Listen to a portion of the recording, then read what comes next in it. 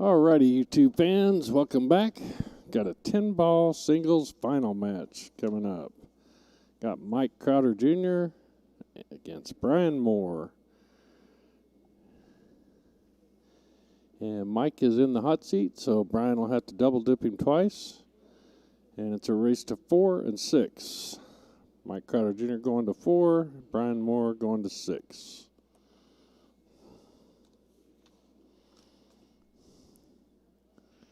How's everybody doing out there tonight? We're live from the Kellogg Arena in Battle Creek, Michigan for the CSI 2021 Michigan State Championships. And like I said, this is the 10-ball singles final.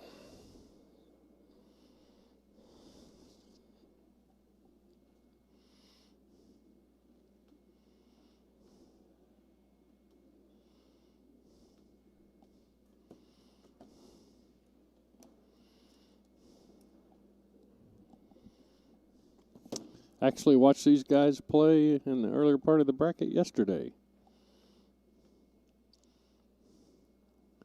And I believe Mike came out on top of that. Well, yeah, he'd have to be. He's in the hot seat.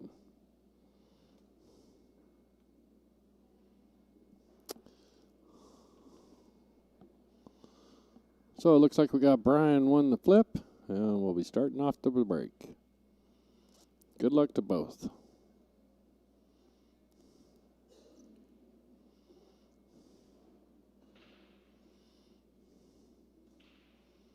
Got a good spread.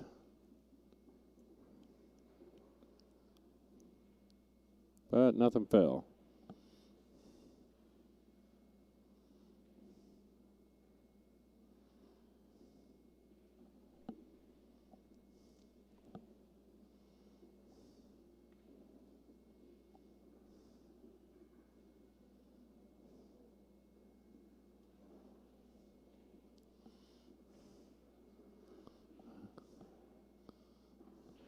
Good. First place gets 1,400. Second place gets 900. So Mike pockets a 1. Should be able to just float off this bottom rail, come back out for the 3.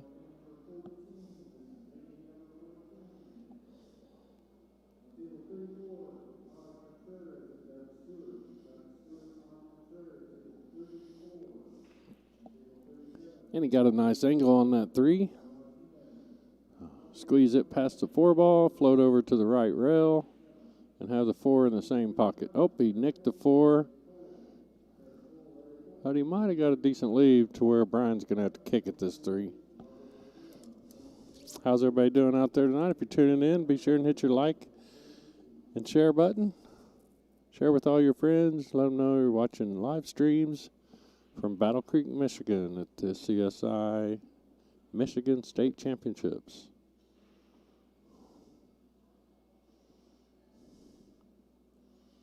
Brian tried to play a safety there, but didn't get the kick he wanted. I think he wanted behind that 4 ball on the other side. So Mike will have a shot here on the 3 ball.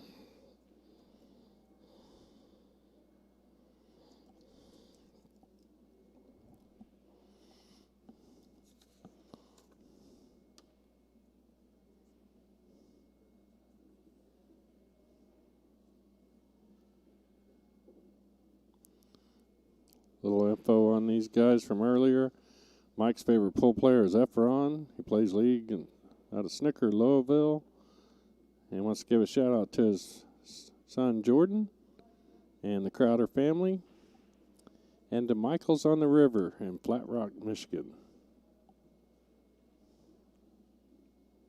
I believe that's a restaurant.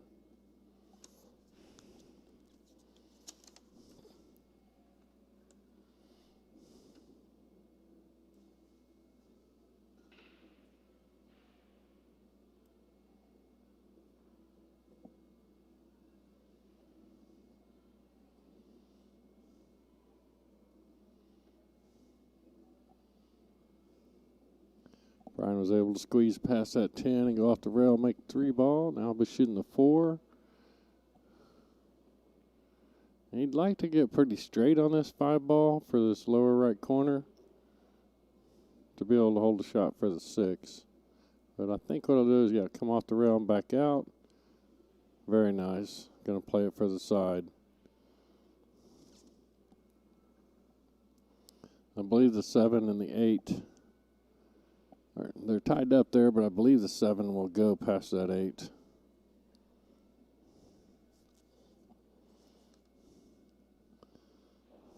Brian's favorite pro pool player was Strickland, of course. He plays league out of the Comstock Q Club in Comstock, Michigan. Shooting with an Ubler Sneaky Pete and Ubler jump and break cue.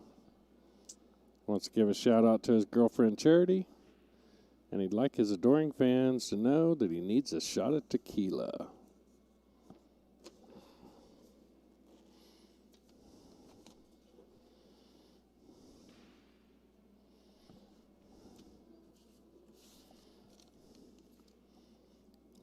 Pockets the 6, and like I say, I believe the 7 goes past the 8.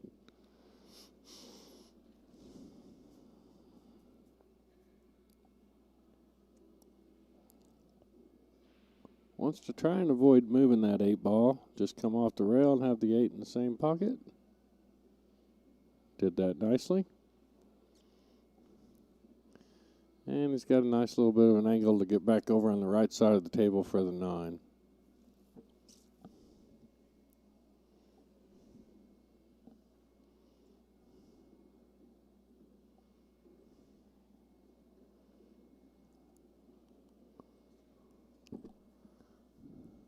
I think he wanted to get a little longer there. He's going to have to bump the 10 now. Or he might be able to hold that cue ball off of it. Come over to this right side rail and back out. Or maybe go 2 rails. Down to the bottom rail and then back out. See how he decides to play this.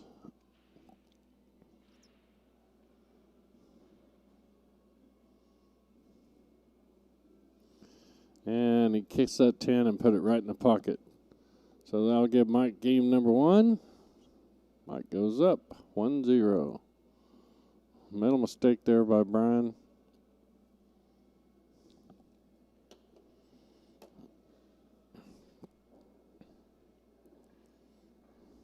Hope everybody out there is having a good night. If you're tuning in, go over to the comment section and let us know where you're watching from and how your night's going.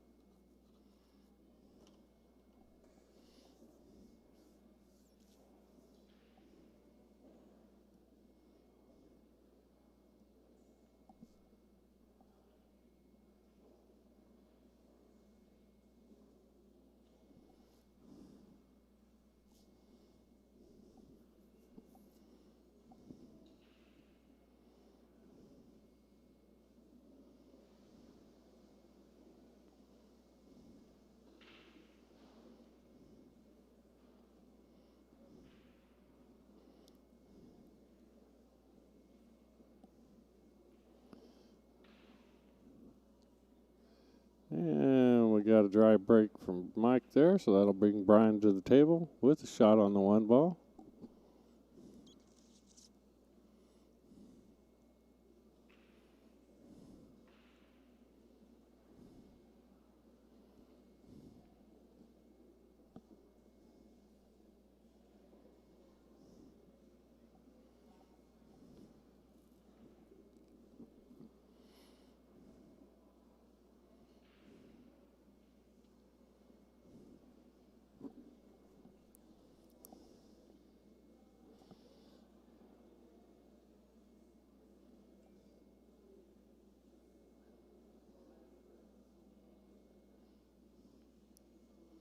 Brian's going to bump this 7, so he wants to make sure to keep it away from the 8 and the 2 so it doesn't tie it up for later. Nice shot there. Should be able to put a little left low, come off this bottom rail and back out for the 3 ball.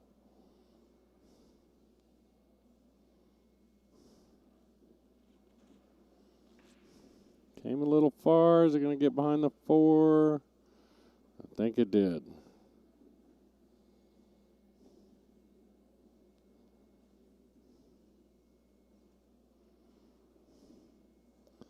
I believe he's going to have to make a kick at this.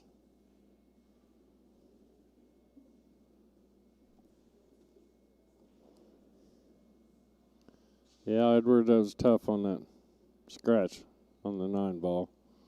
He made a good run until he got to there. Appreciate you tuning in and commenting, Edward. Sitting here by myself, talking to the screen. Sometimes I get a little bored and dry.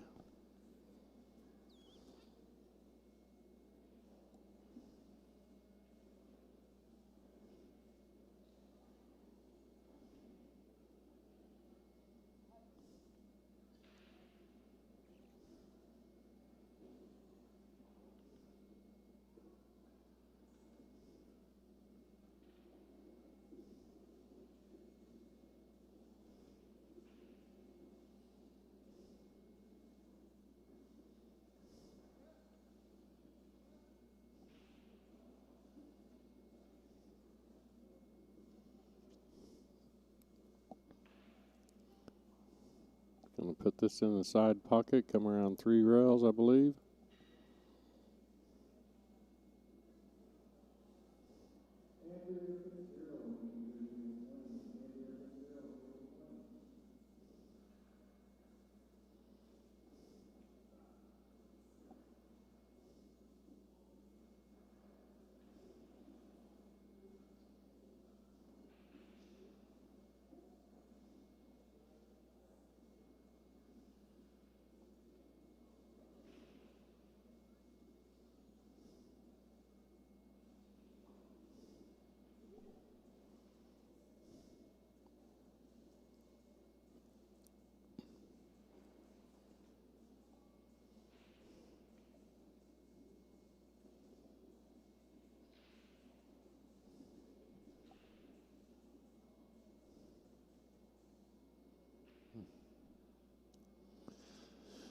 Boy, Brian can't catch a break with that scratch there, kitty.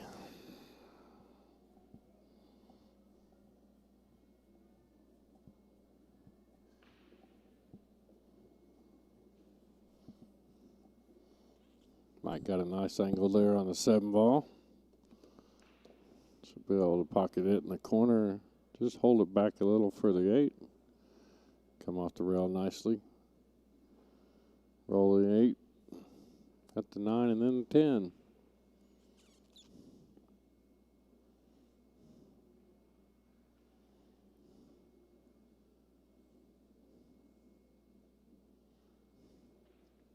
Oh, and he punched that.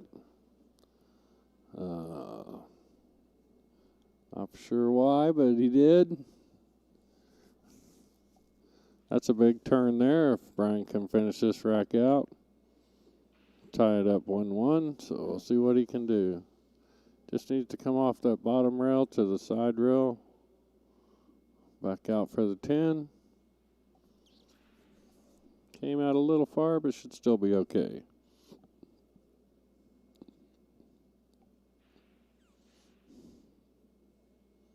And Brian puts it in there to tie it up 1-1.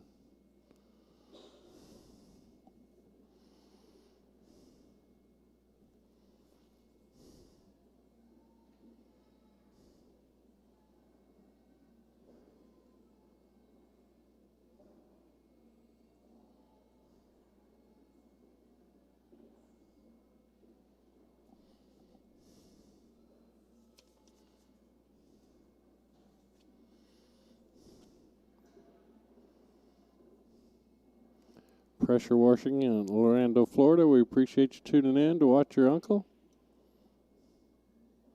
It says, hey, Grandpa. And then Carol. I'm assuming you're Carol saying hi to Grandpa. I'd appreciate you tuning in and commenting.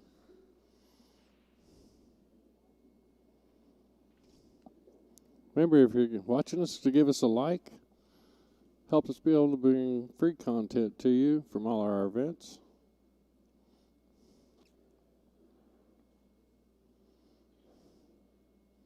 We are headed to Ohio October 13th through the 17th for the Ohio State Championships. If you're interested in playing in that and live in the Ohio area, go to CSI.com, playcsi.com, excuse me, and sign up. There will also be a pro event just like here, and come out and meet and watch some of the pros play.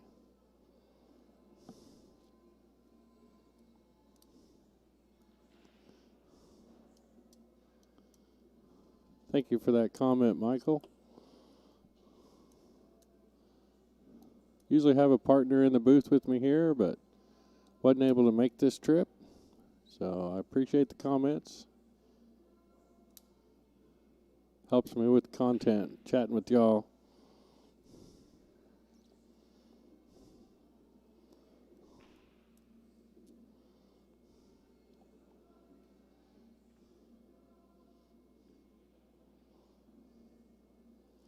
Brian tried to play a safety there.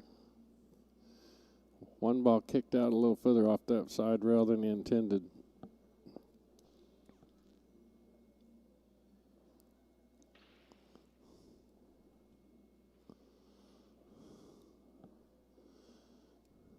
Michael, I know Texas event is early next year. This last year it was in June, or this year it was in June, but I think it's normally earlier than that. It was postponed to June due to COVID. I'll have to check on that and see if I can get back to you. Don't have the exact dates yet. I know we'll be in Lawton, Oklahoma in November for the Oklahoma State Championships. So not sure where you're at in Texas, but if you're near Lawton, which is in the southern part of Oklahoma, come see us.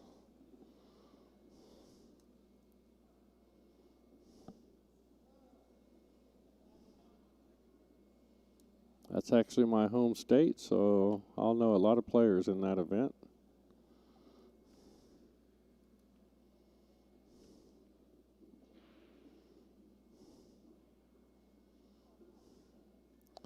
Michael's got a nice table here. Everything's out in the open, no balls tied up. Yeah, Michael, I think you're right. I think it is in April. Like I say, I haven't looked that far ahead of my calendar. I'm still recuperating from Worlds in Vegas last week.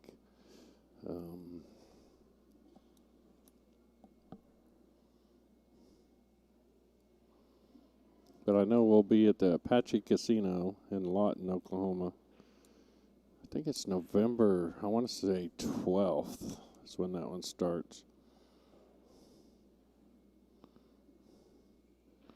That's a Friday, so it might be the 15th.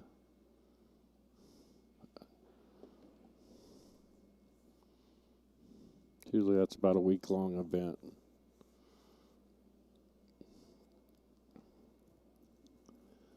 So he's got a little bit of an angle on the 7, which he wanted. He just wants to make sure and not bump that 9. Got past it. I think he came a little harder than he wanted to. Left himself on the 50-yard line.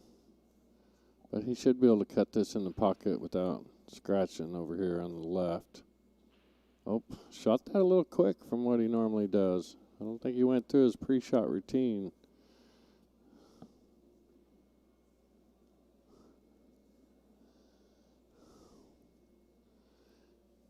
Edward, no, I didn't play myself in Lawton. A lot of people think with this job we play all the time, but,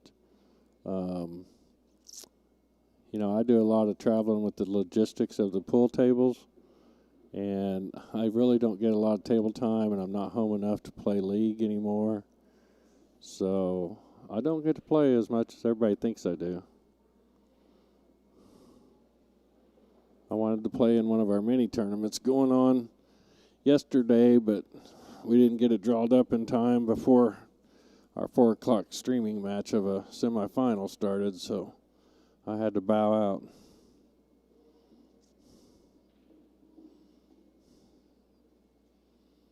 November 2nd through the 7th is when we're in Oklahoma.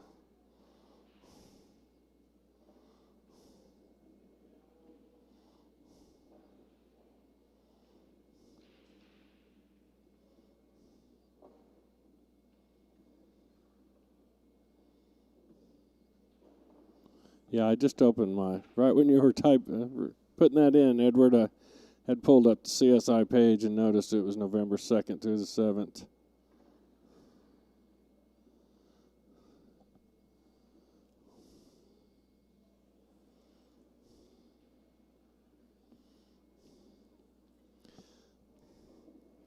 Michael, if you need to know any information, you can go to playcsipool.com, and it gives you a list of the events. I'm looking at the page now, and it actually goes out to March of next year, which is the Worlds in Vegas again. We just got done with those last week due to COVID this year, but it goes back to its regularly scheduled time next year in March. It's a great event out there if you want to plan a vacation and come to Vegas and see some of the best amateur players around, and plus there's usually a pro event going on while we're there.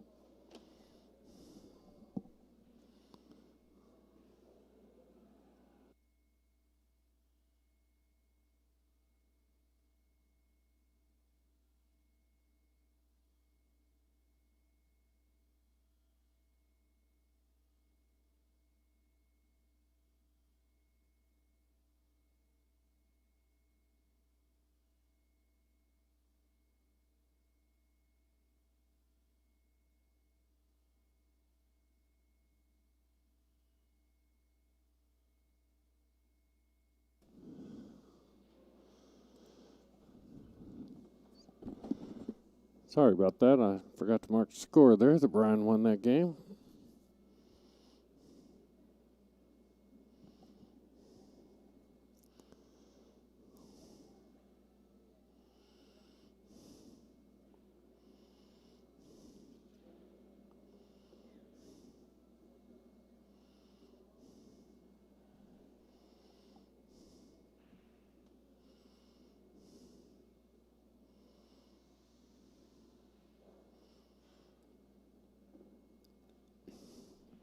Well, he got the bump on those two balls, but I think he wanted to hit it a little more firm.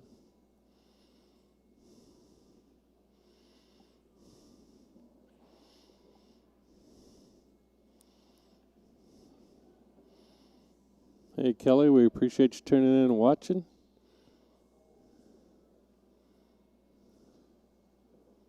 Just watching from Flat Rock, Michigan. Mike has played well throughout the tournament. I've watched a few of his games in person and streamed a couple. I think this is the third time I've had him on streaming. I know two for sure.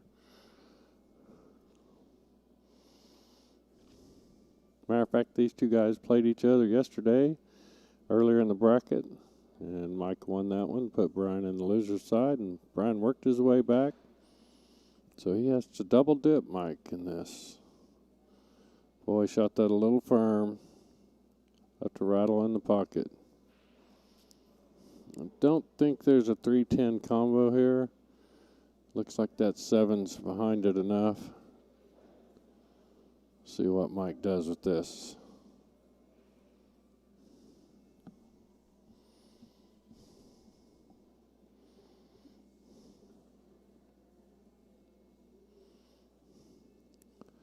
Went for a safety and played it almost perfect. I think Brian might see a little bit of the 3 ball, but doesn't have a good clean shot on it.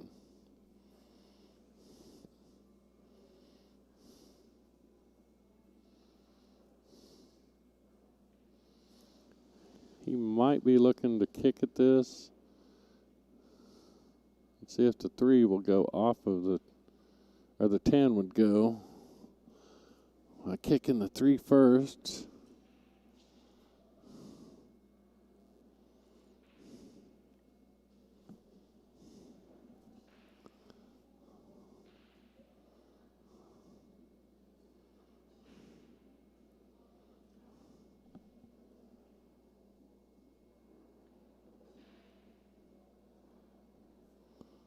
Boy, this will be a great shot if he makes this 10 ball.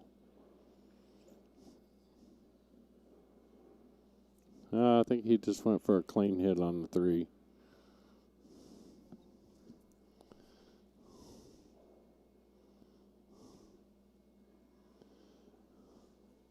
Yeah, Edward, I wasn't for sure if Black Gold was going to stay at the Grand or Hard Rock or move back to the Grand.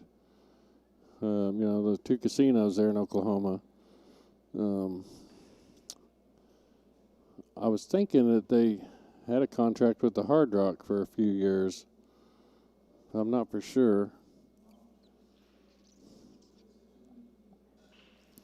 Maybe we can get Mr. Rick Jones back here in a little bit, and he can fill us in more on that, and I'm sure he would know.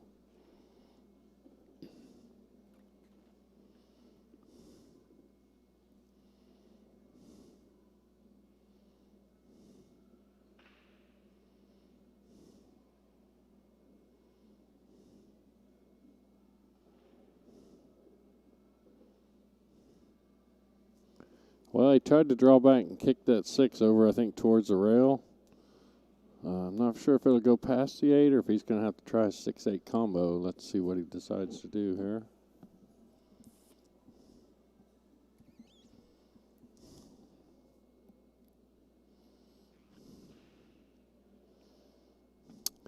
Kelly, the next time you talk to your brother, Mike, ask him if he has a favorite mailman here in Battle Creek, Michigan. Maybe he'll tell you that story. I'll just leave it at that.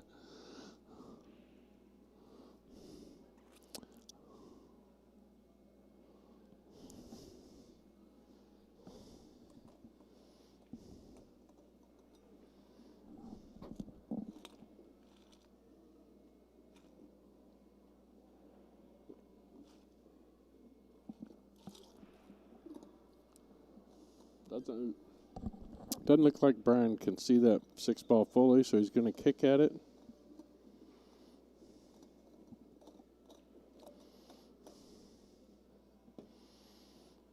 Oh, and he come very close to the crossbank. That was a good attempt. And it just caught the edge of the pocket and left it sitting there pretty for Mike. Yeah, Edward, Dwayne's here with us now. He's actually working tonight out there refereeing. And I did hear a conversation a little bit earlier, him talking about Black Gold with Rick.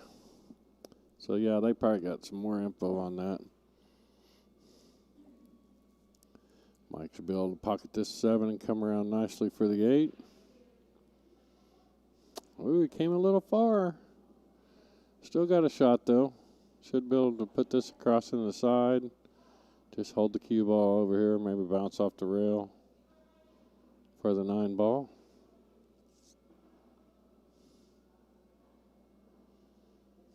Nice little stop shot. And just do another stop shot for the 10 ball. Nice shot there.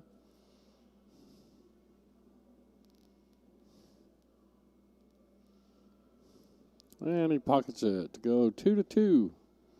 Folks, we have a good match going here. This guy's got about 60, 70 points difference in their Fargo, but Mike's holding his own. It's now a race from 2-4. Mike needs 2 more games. Brian needs 4.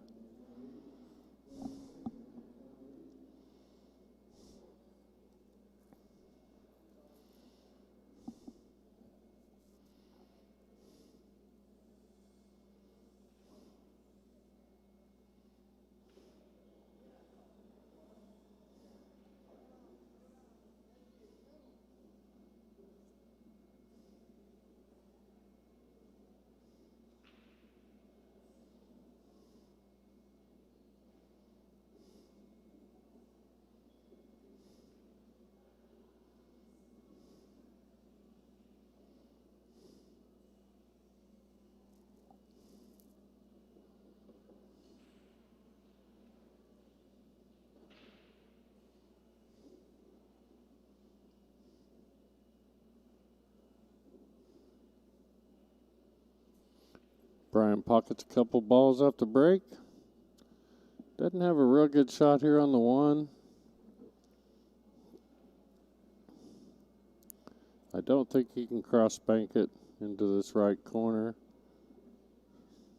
I believe we'll be seeing a safety.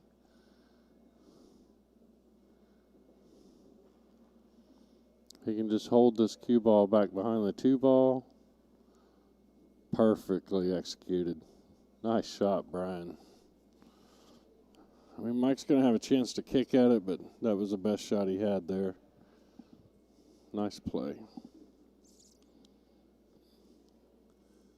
I want to give a shout out to our sponsors at OBQs, Diamond Billiard Products, and Littman Lights.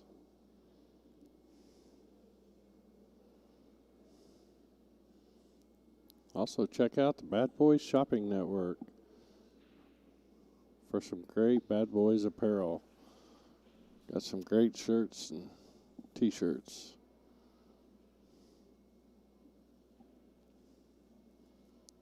Did he catch a rail? Yes, the cue ball bumped. So it won't be ball in hand, but Brian's got a clean shot on the one. Should be able to follow it across the table to have a nice shot on the 2.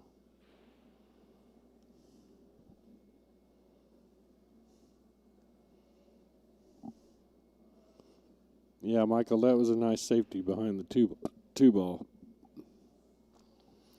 I mean, he still left him an opportunity to kick at it, but that was his best option.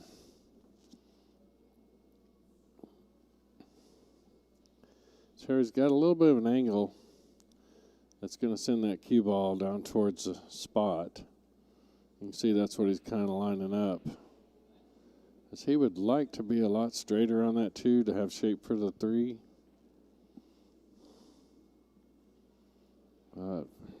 From the way he lined it up with the cue stick, that angle is going to be tough.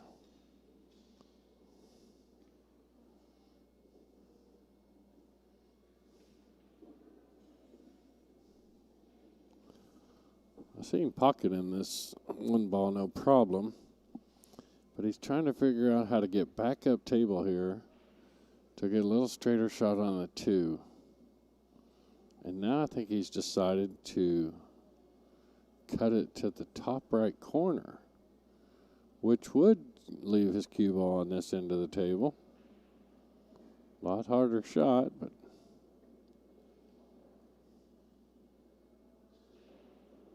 oh no, he went down there. I see what he was doing. And that worked out perfect. Great execution there, Brian.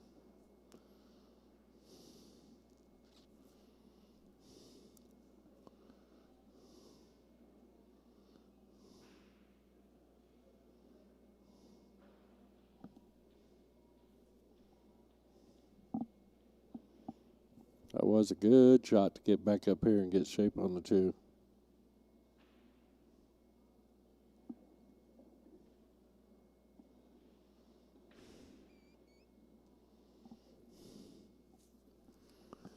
Yeah, Michael, that might have been a good option too, to just backspin into the rail. But I think that would have sent the cue ball more out towards the center of the table. And the way he played it, he got right up there and got straight in on the 2 almost. Which allowed him to get this, shape on the 3, and now it's this shape on the 4. So he played that pretty smart. Brian's a pretty smart player. Like I say, he's a 633 Fargo, and you get up over the 600s, you've got pretty good cue ball control. Some guys know where and how to move that cue ball pretty well. I'm thinking he'll come off this left rail, go to the bottom rail, and come back out. I don't think he wants to come out. He actually might want to come out past the 10. Let's see if that's what he's going to do. I learned something by watching these better players, just like y'all do. You sit and watch how these guys play and what they do with the cue ball.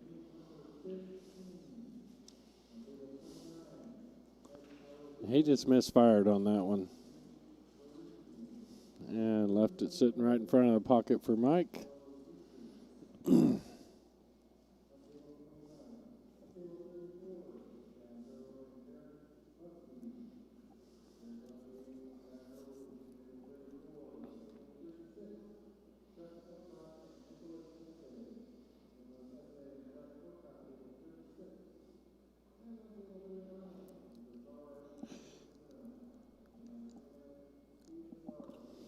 And Mike's got the angle he needed on this 7 ball. Should be able to punch it into the bottom rail and come over for the 9.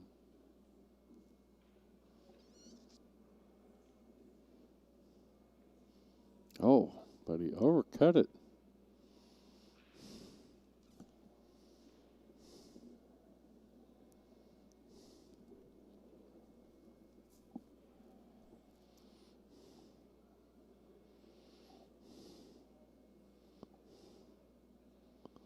Well, Brian's got a decision to make here. He can try and run the 7 up table and leave the cue ball behind the 10 for a safety.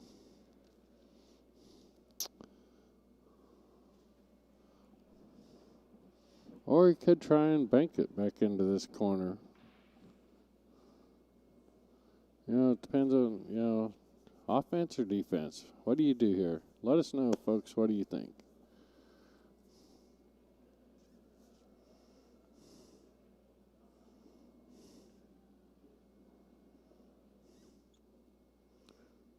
Boy, I think just a soft roll up and get the 7 back up table enough to where if the cue ball's behind the 10, he can't see it and have to kick at it. That would be my play.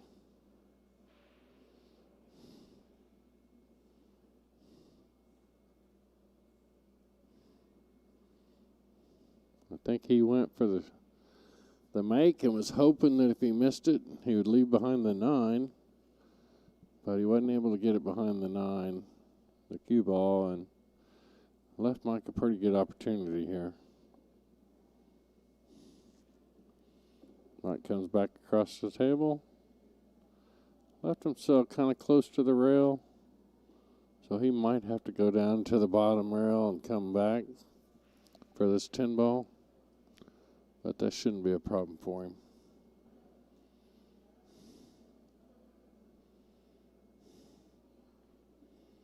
Definitely going to think about it.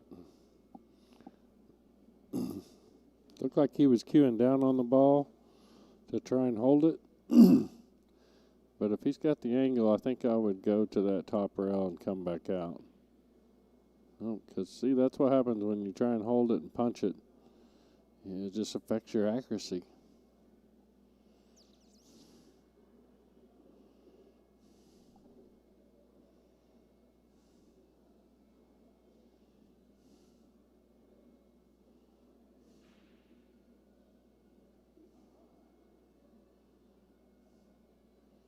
Nice job by Brian. And he's got the 10 ball in the same pocket.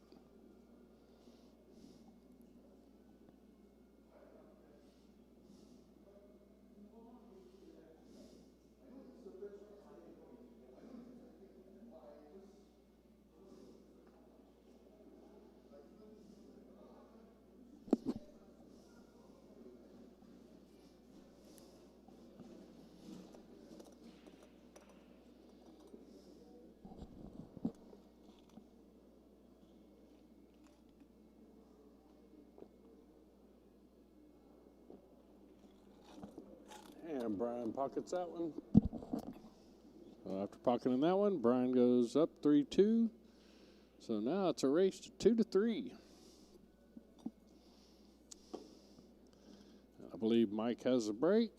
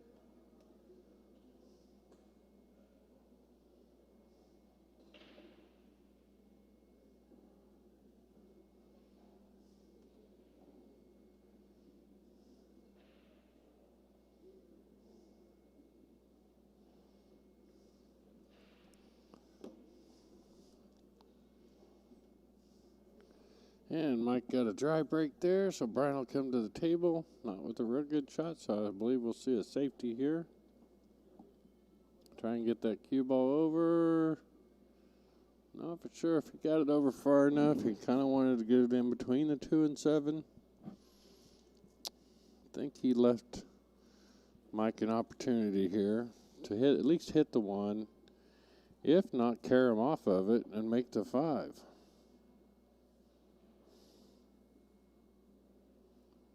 And he just chose to play a safety and played it beautifully.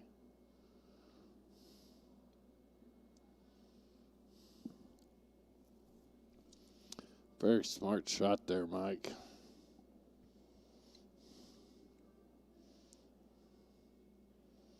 Boy, he left him hooked good, too, there. The 5's blocking him from doing a double kick this way. Got the 2 and the 4 over here on the side rail, keeping him from kicking that way. I mean, he's just straight up behind a dam.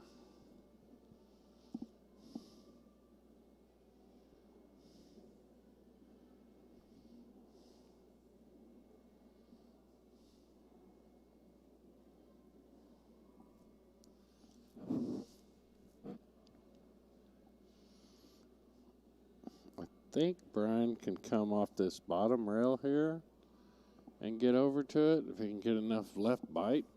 You know, left spin on that cue ball and get it to bite over towards that 1 ball. I think that's its only option. Not for sure where he's going now.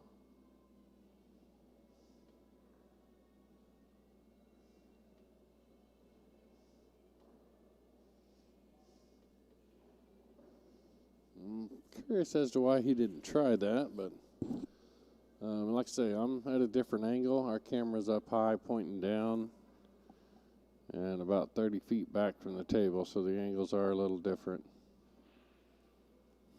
So Mike's got ball in hand. Should be able to just draw back a little cross table. That nicely. Now here he's going to want to come off the rail a little bit to have a shot on that 3. You just got to make sure to not get behind the 7. Draws it back, kisses off the 4 a little.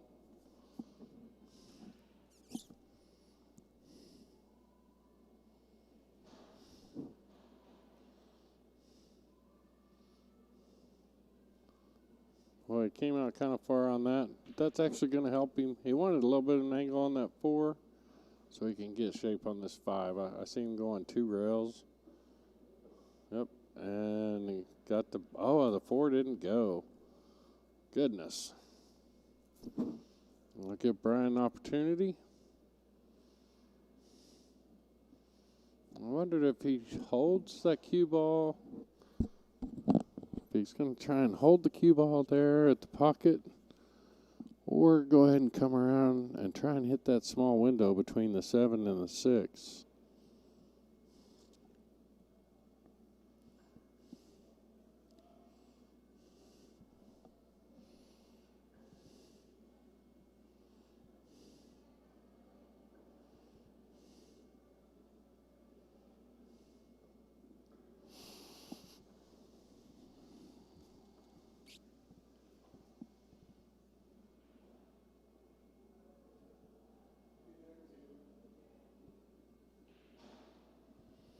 Looks like he's cueing low. Nice. Worked out. Brought it right back. Now he can cut this 5 in and come off the right rail and back across. Or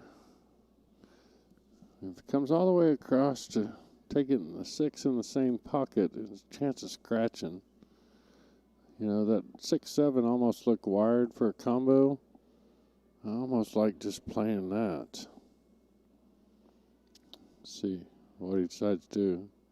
And he could make this 5 and draw back into the 6, which would kick it over towards the side or down the rail.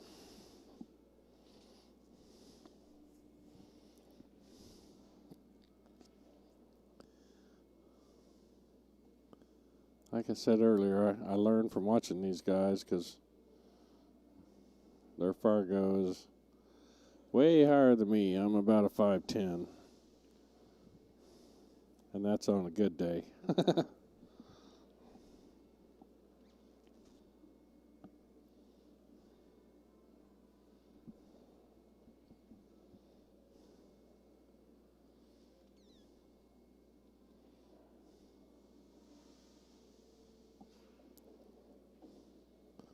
Whew. I'm not sure. You know, he was trying to spin down there to get back up here on the left side of the table up here. And I just caught the wrong side of that 9. You know, he's had a couple of shots like that where he scratched. Just not getting the rolls. Hey, Dante. How's it going? Appreciate you tuning in.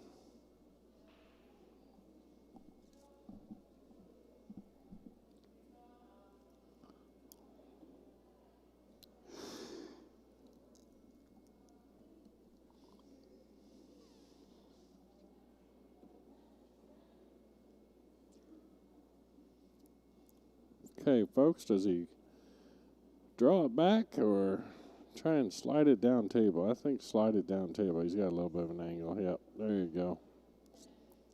Might have went a little too far, but he should still be okay. Come off this right side rail, back out to the middle somewhere.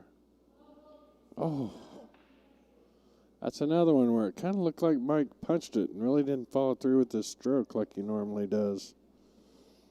Let's see if Brian will take advantage of that. Got to take those gift horses, do something with them.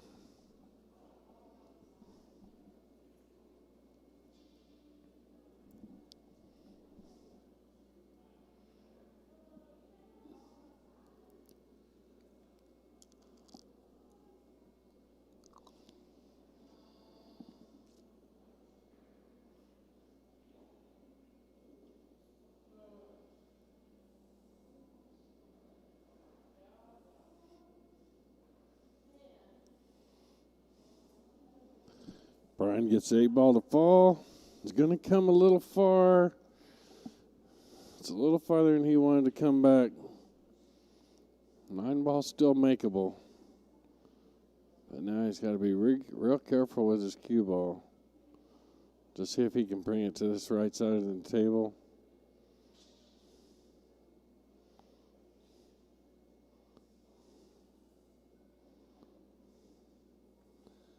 Played that just about perfect. Couldn't ask for anything better than that.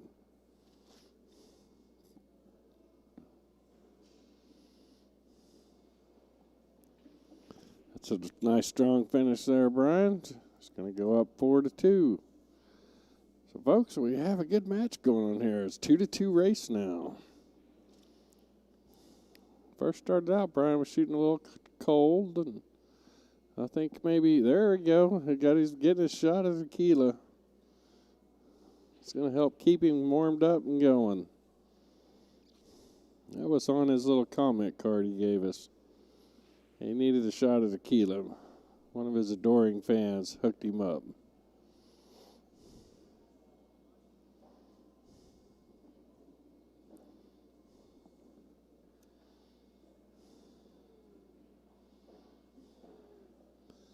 Just took Brian a couple games to get warmed up off that tequila, and got a heck of a match going here now.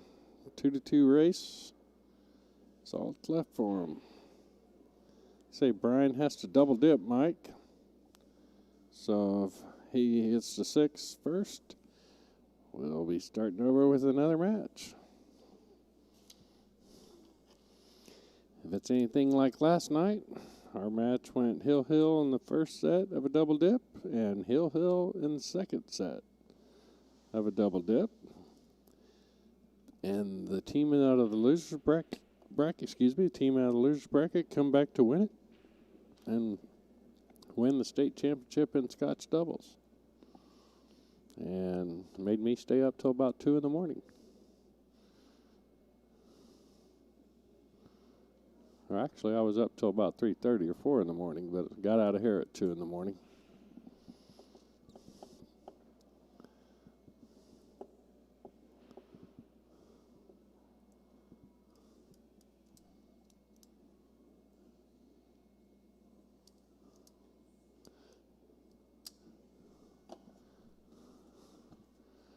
Don Willis, this is the final, and I'm looking it up right now. I believe it was 1,400 and 800.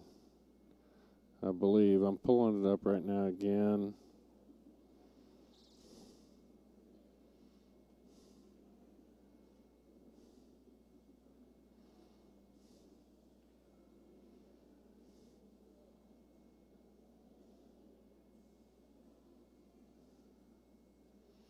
Let's see here.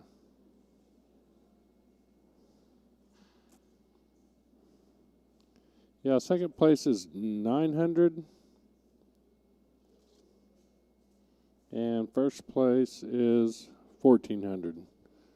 So there you go, Don Willis. This is the finals. Brian has to double dip Mike. This is the first set. Winner takes 1,400. Second place takes 900. And I believe that was off a $60 entry fee. So not a bad return on your money for a couple days of pool.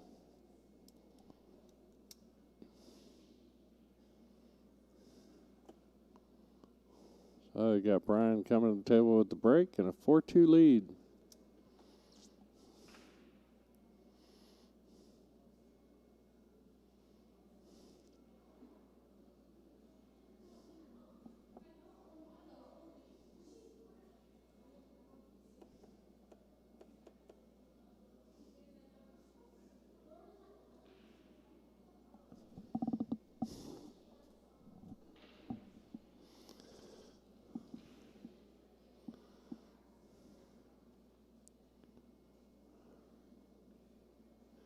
And another dry break to bring Mike to the table.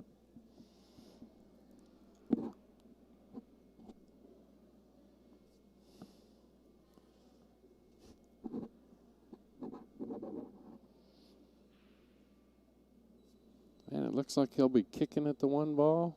Nope, he was able to get behind there. Well, it's going to leave Brian a kick at the one ball. And a chance to send the 10 running somewhere. I don't know where he would call it, but pretty much this kick is going to result in the 10 moving across table. And he's looking if it can carry him the one off of that 10 down into the top right corner.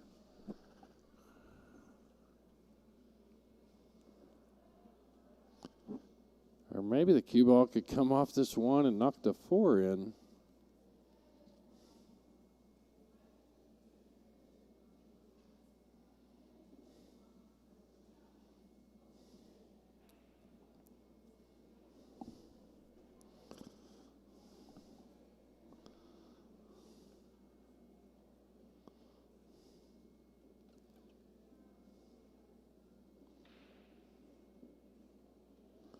Brian, I want to say there was 72 entrants, if I believe right.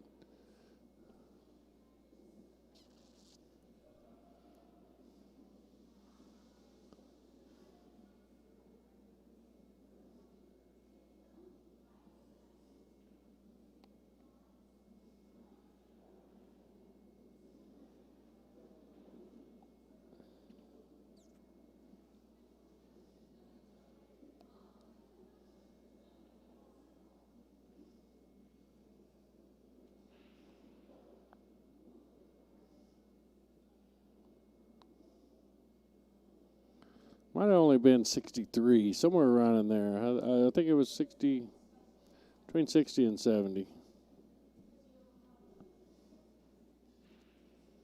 was the number of entrants in this division.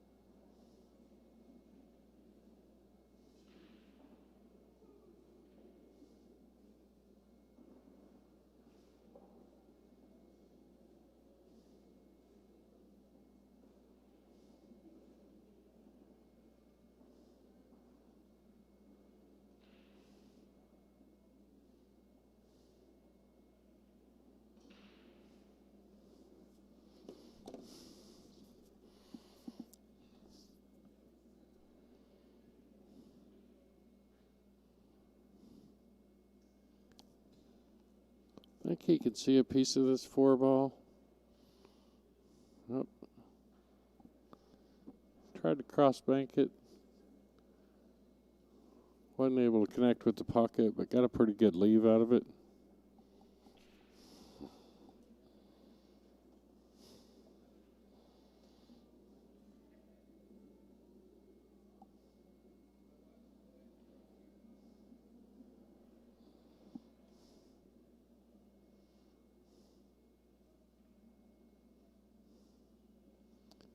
And he tried to play a safety and got a bad kick there off that 5.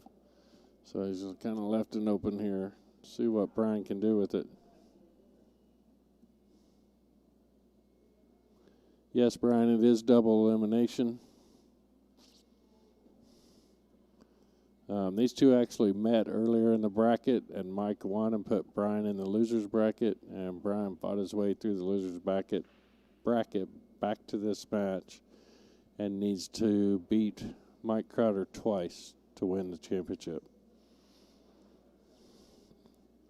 And when I say beat him twice, 2 matches. It's a race to 4 and 6.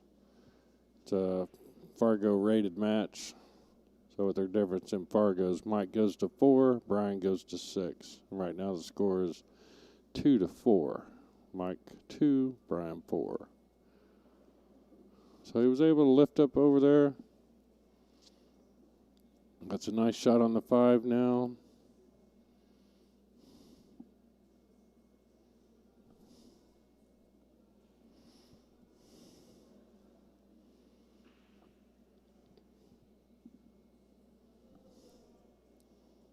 I want to thank everybody for tuning in and commenting.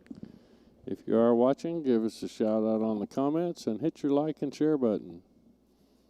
Helps us keep free streaming content coming to you from all our events.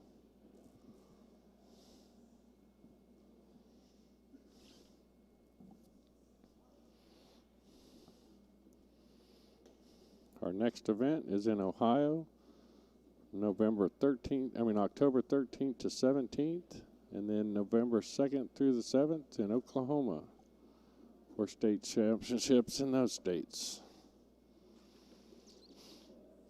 Brian's got a pretty good looking table here the rest of the way. Just kind of pull back for this 9.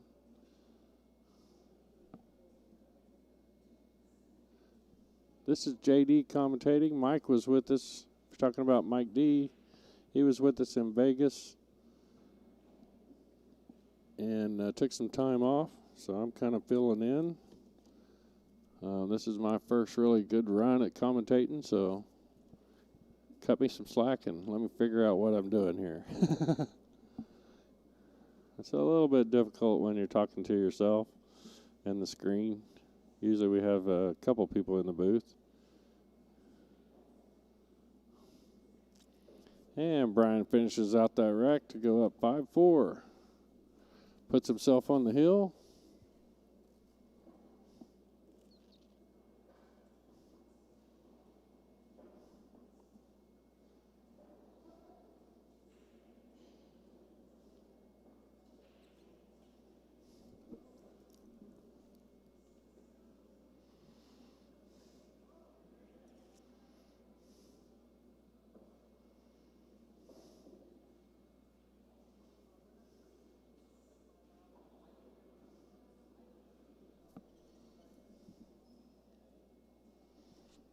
So now the pressure's on Mike.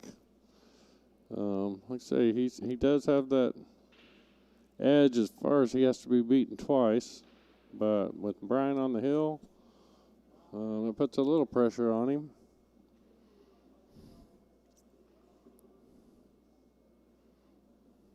You know, as a pool player, that's one of the worst ways to take second is to get double dip. So I know that's in the back of his mind with Brian being on the hill.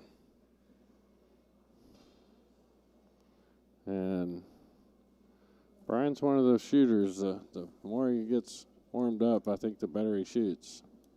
By warmed up, I don't know if that's more games or more tequila.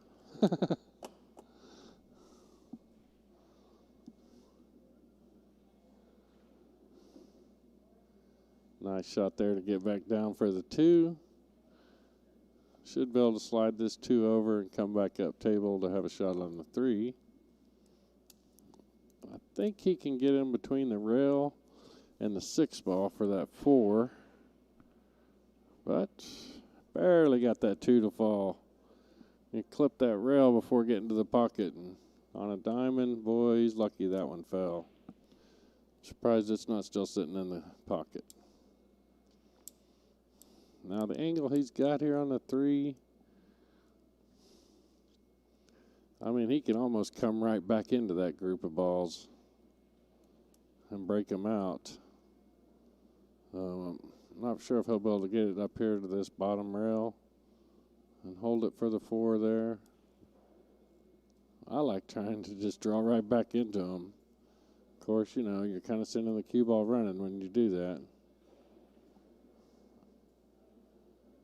Yeah, I think he tried to hold that cue ball there to shoot in between the 4 and 8. Or 6 and 8, I'm sorry. But yeah, he punched that one kind of hard, rattled a 3 ball out of the pocket.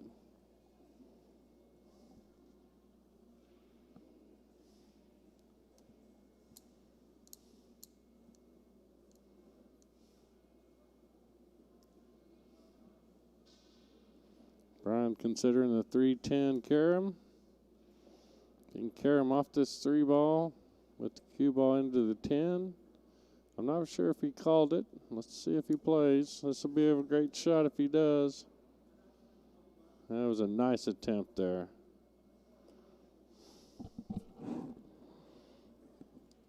Brian was going for the win. Came up just a little short there, but that was a good attempt. Now this 3 ball should go. Well, Mike shot that very quickly. I was kind of surprised at how quick he shot that.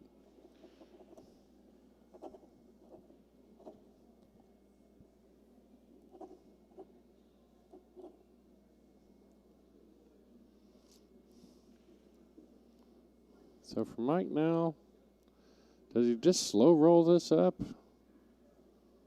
Or does he try and go all the way down and back? Oh, played a safety.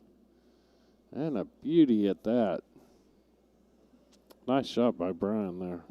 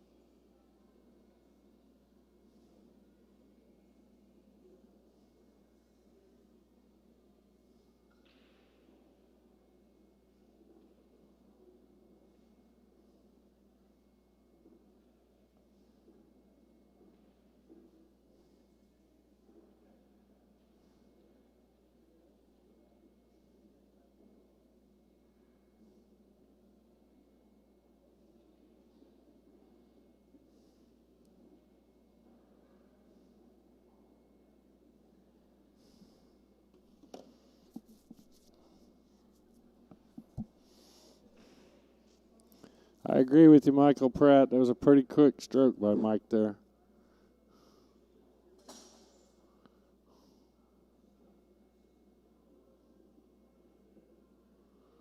think Brian can see a piece of this 3 ball. Yep, and he's going to get a great safety out of it. Maybe, did he get behind the 7 enough? I believe he did. It's going to be really close. Mike might be able to jump over the edge of it or even masse around it.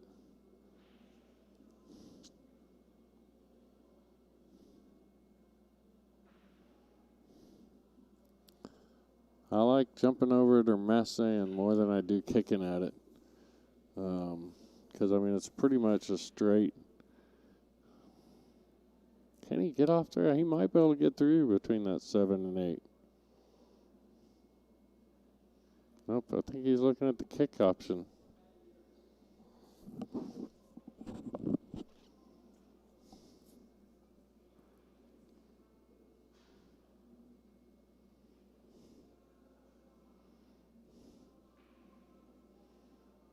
He made a great hit there and got the ball back behind there. Great shot by Mike there. I mean, Brian's going to have a swing at it here, but that was a great hit to avoid ball in hand.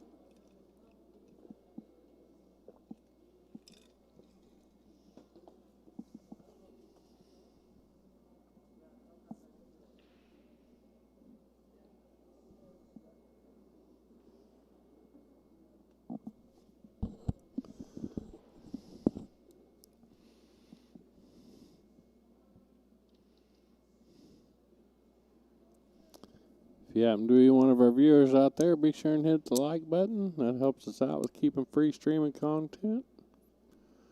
Our sponsors like it when you like us.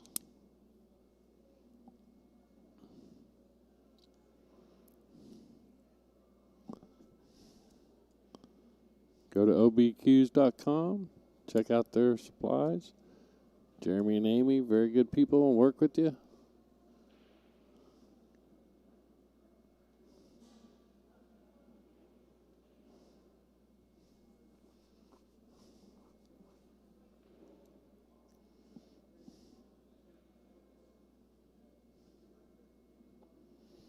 Brian made a great attempt.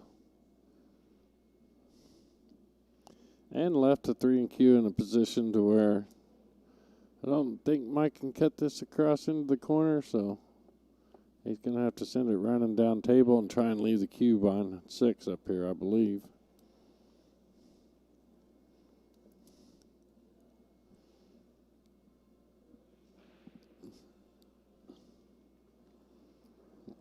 And he's going to get great safety out of it. See, Brian's going to have to try and kick at this ball.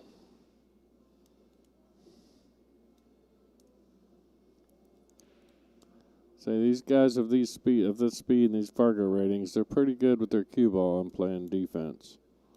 And 3 foul rule is in effect, but these guys are good with kicking, and you know they've been hooking each other, but both of them have been battling their way out of it.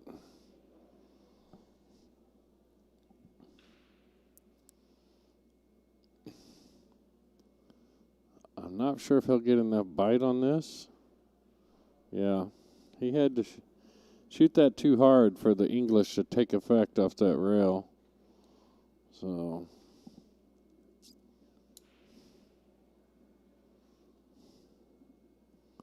I think Brian kind of knew that. He don't want to give Mike too many opportunities to get back in this match, because Mike can run some racks.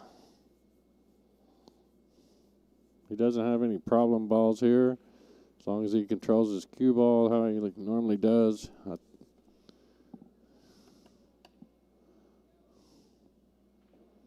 Comes right back out for the 5. Say I don't see any problem balls here for Mike.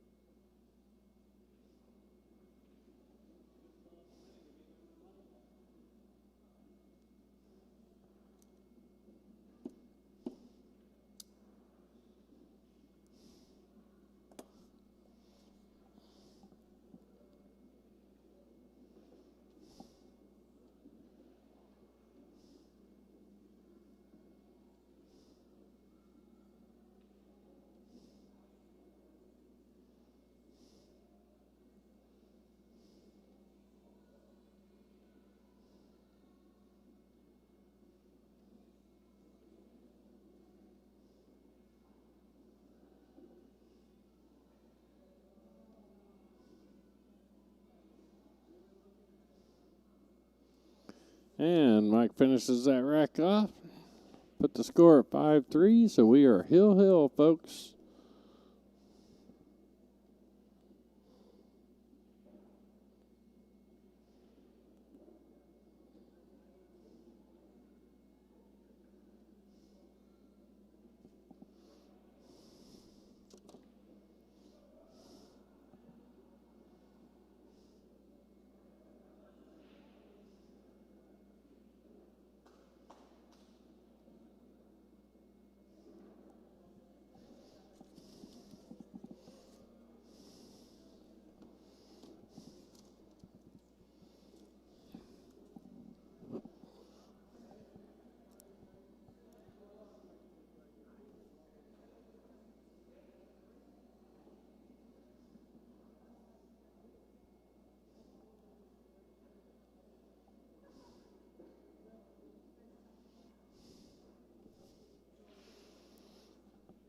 It's so much easier when you're sitting here watching it on the screen than actually doing it in person.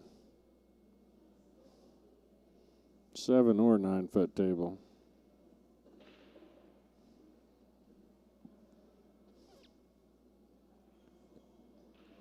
And another dry break.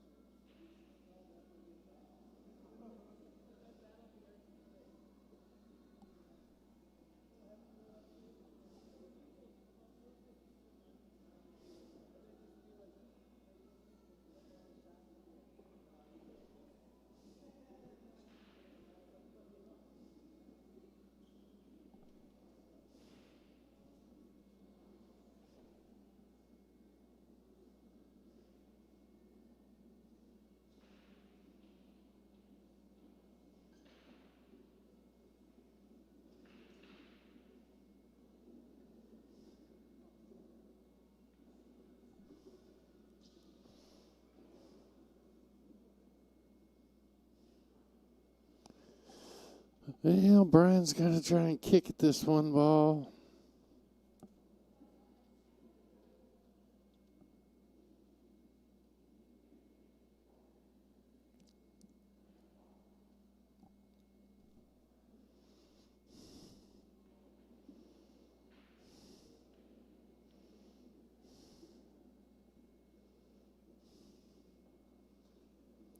And wasn't able to connect, so that's going to give Mike ball in hand.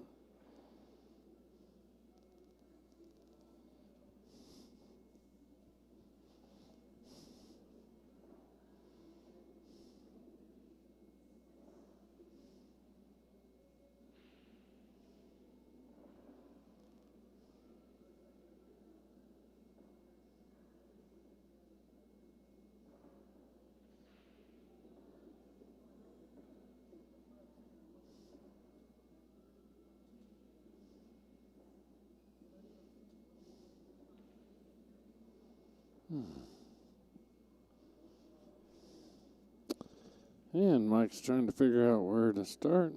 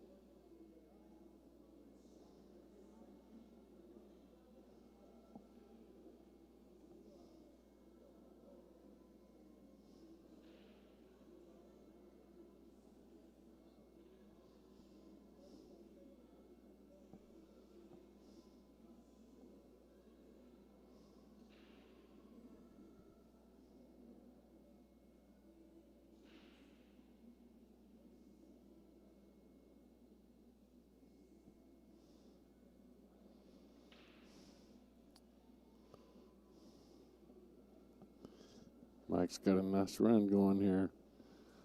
He's got the 8 and 10 tied up down there, but if he gets the right angle on the 7, he should be able to take care of that.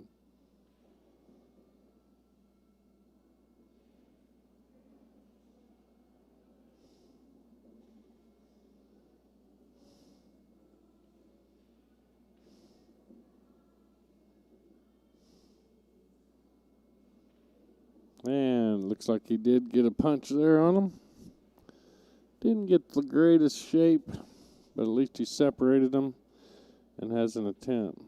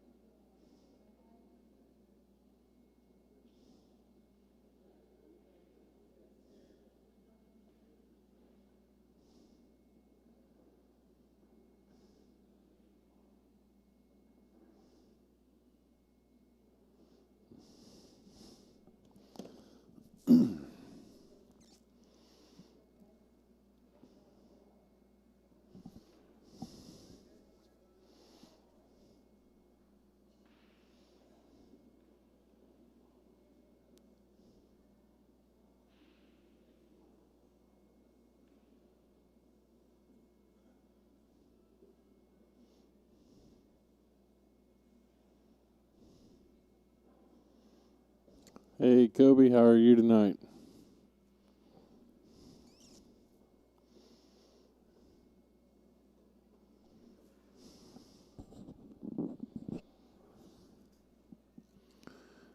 We're watching the 10-ball singles final.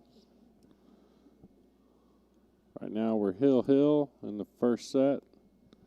Brian has to double dip Mike twice. This is Brian shooting. Critical point in this game here with only 3 balls left on the table.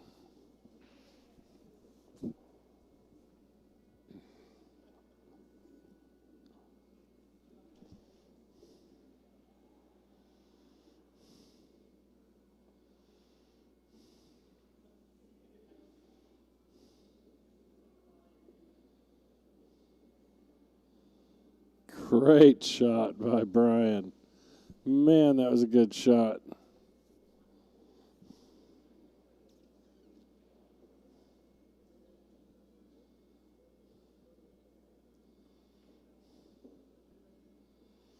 Should be able to pocket this 9. Now, he's got 2 options here. He can go to the side pocket, send the cue ball up to this bottom rail and back down for the 10.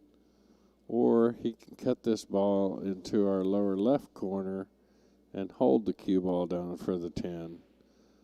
I like going down and back. Cut it in the side.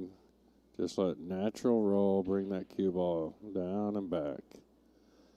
Very nice. Very nice. Little further than he wanted it to, but still a playable ball here.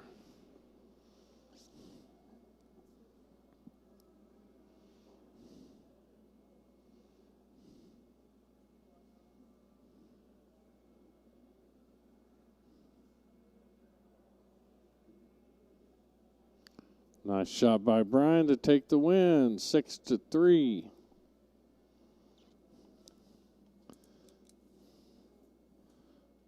Brian wins the first one. Now we go to a second set.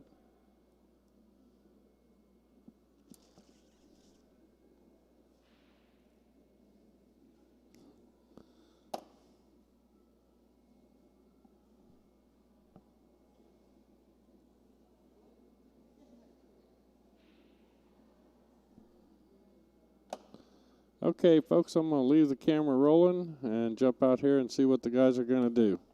Alrighty, I'll be right back with you.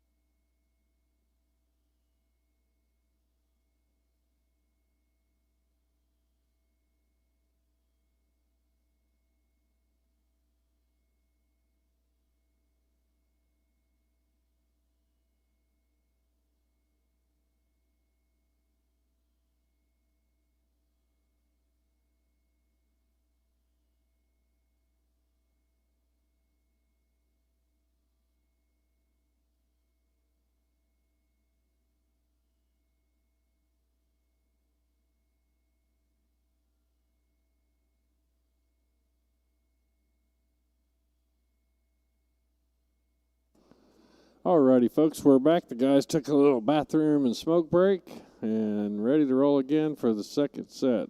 Let me clear the scores out. Starting off 0-0. And same race 4-6. So Brian did his job by winning the first set. See what he can do this round. He gets a break.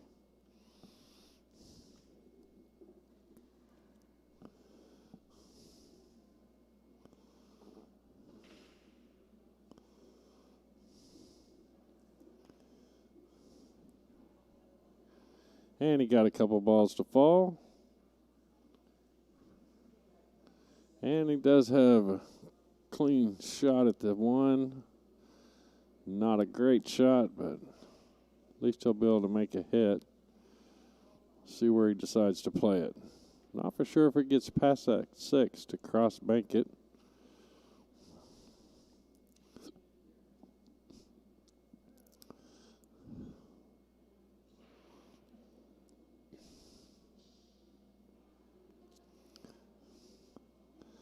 So he went for a safety and executed it very well. Gonna leave Mike tough. Mike will have to kick at this one ball.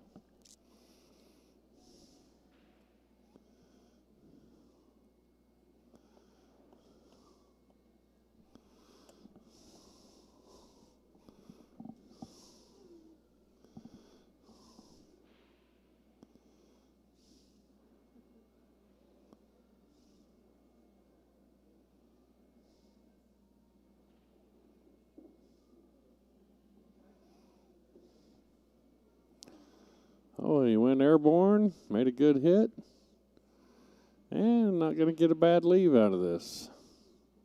His opportunity for the 1-8 combo, but I kind of see Brian playing a defensive mood.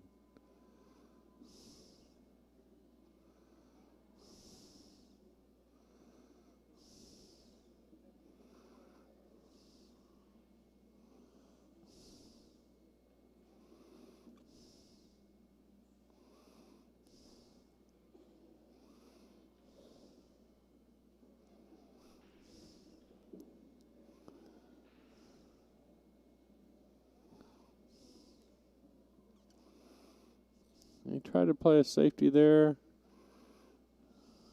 Not a real bad safety, but still going to give him an option to cut it or bank it.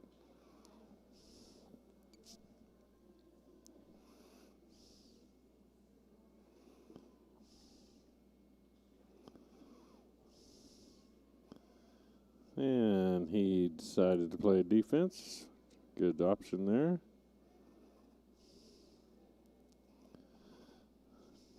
Don Willis, you're out of Toronto, I believe. Is that what that says?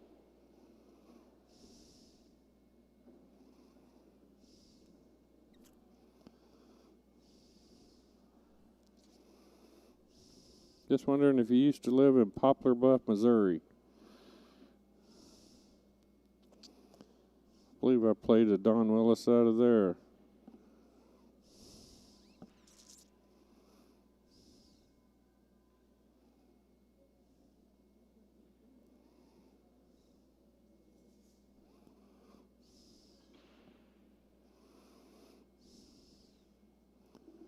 Boy, Brian made a good attempt there, but didn't get it to fall.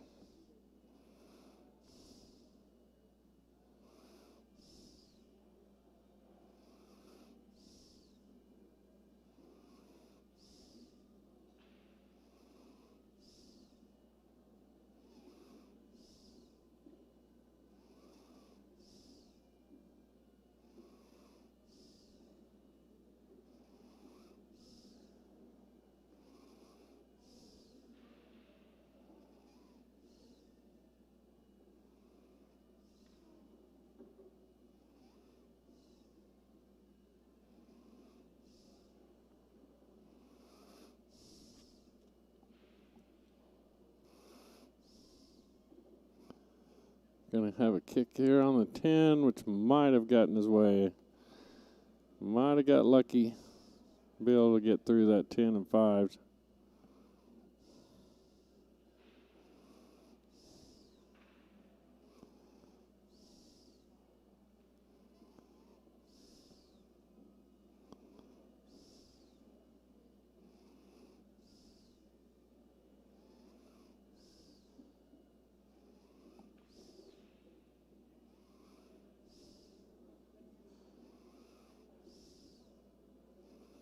Went for the bank and got it to fall. Nice shot there, Mike.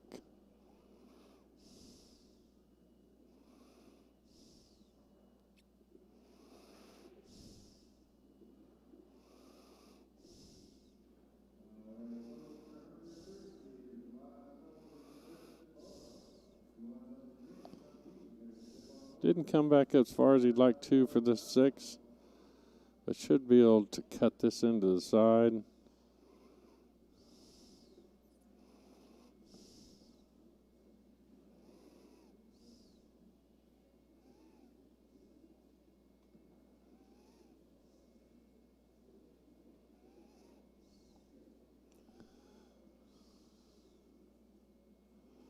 Oh, and it cut it a little too thin. Might get lucky with the leave. Got it behind the 7, I believe.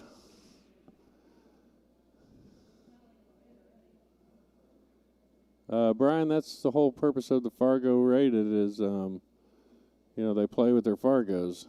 So, Mike being a 560 and Brian being a 633 is the reason for a 4-6 race, because it is a Fargo rated tournament. So Brian's going to go airborne, it looks like here.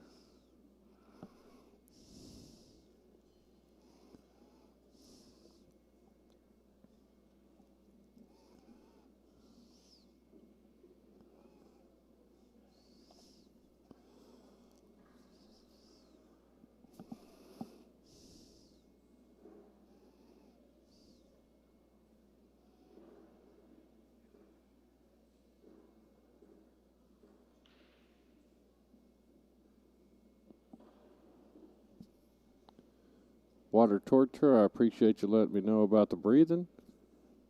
I'll pull the mic back a little bit. Comments like that are what let us know.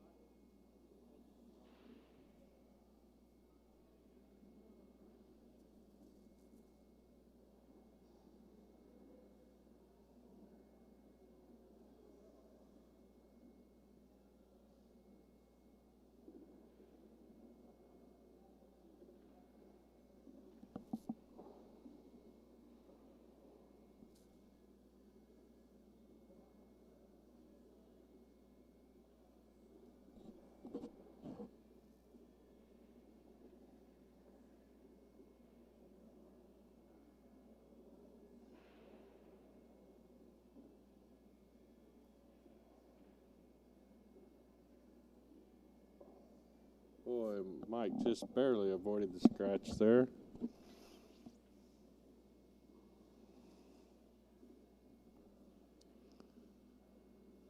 Nice pocket on the 8.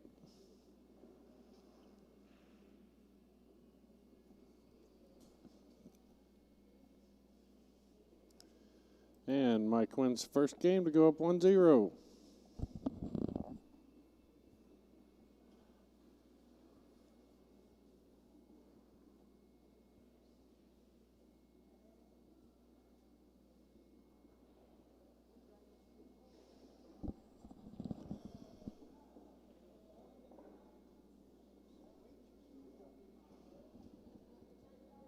Oh, water torture. You open a big can of worms there with Valley over Diamonds.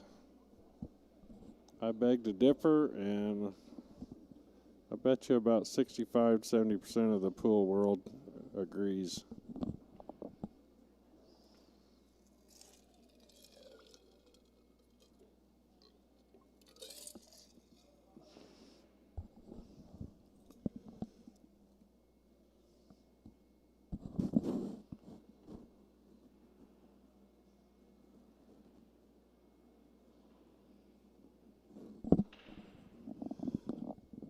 Brian, if you want to understand Fargo a little better, Mike Page is the guy that came up with that system, and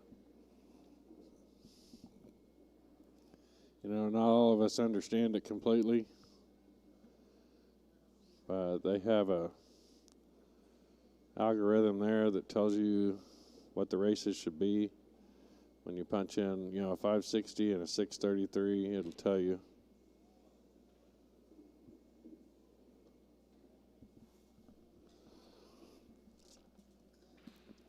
There's actually an app that you can download called Fargo Rate, and you can find a race, and just for example,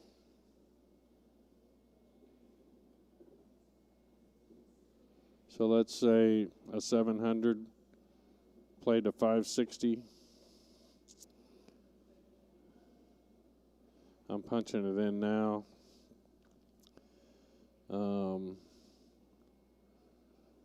It would be like race 7-4 or 6-3 in the mild column. They have a hot, medium, and mild column. In the mild column, it'd be 5-3.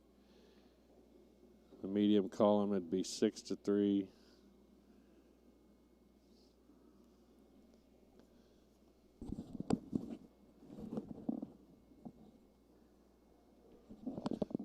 Yeah, Brian, if you go to Fargo Rate app and download it, like I say, you can punch a button called Find Race and punch in the two numbers, and it gives you a table.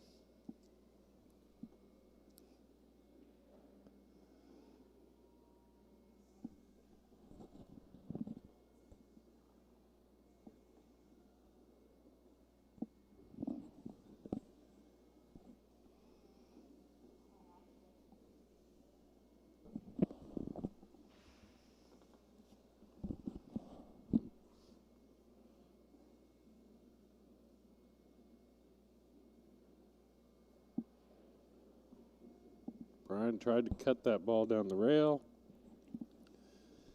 and didn't hit the pocket, but he did get behind the 9 ball. So I think this will force Mike to kick at it.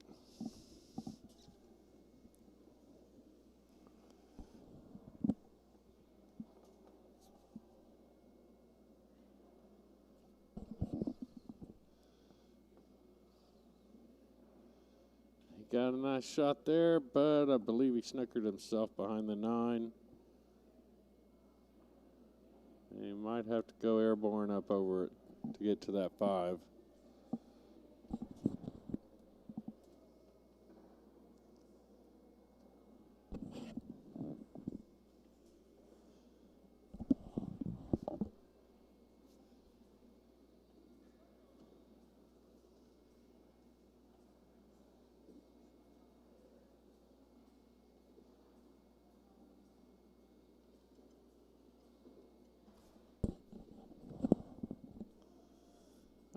Let's see if Brian's makes good contact. But gonna leave Mike an opportunity here to run out. Or no, that was Mike shooting, I'm sorry.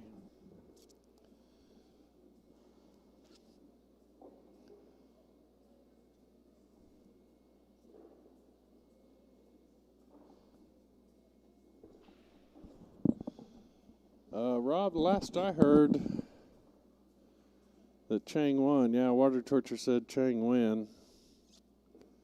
I heard something about that they were supposed to go to 120. They got to 115 at like 1 in the morning and decided to go a race to 40 today, and I believe Chang won. Well, now somebody says 146, 129 Chang. So, not for sure what happened there. Might try and look that up while sitting here watching and see.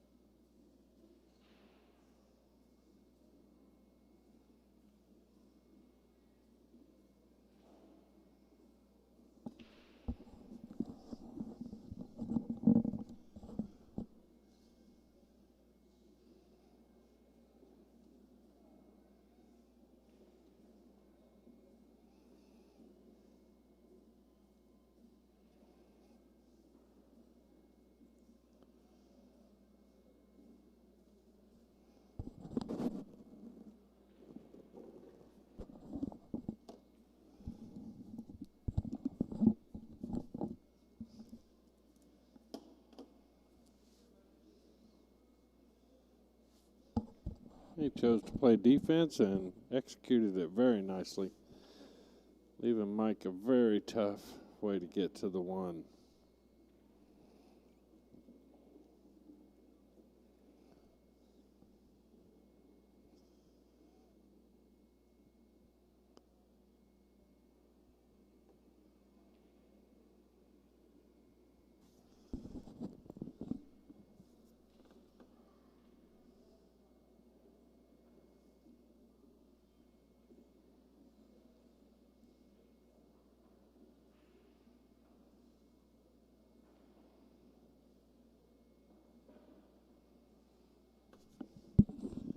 And he wasn't able to make contact with the one, so that'll give Brian ball in hand.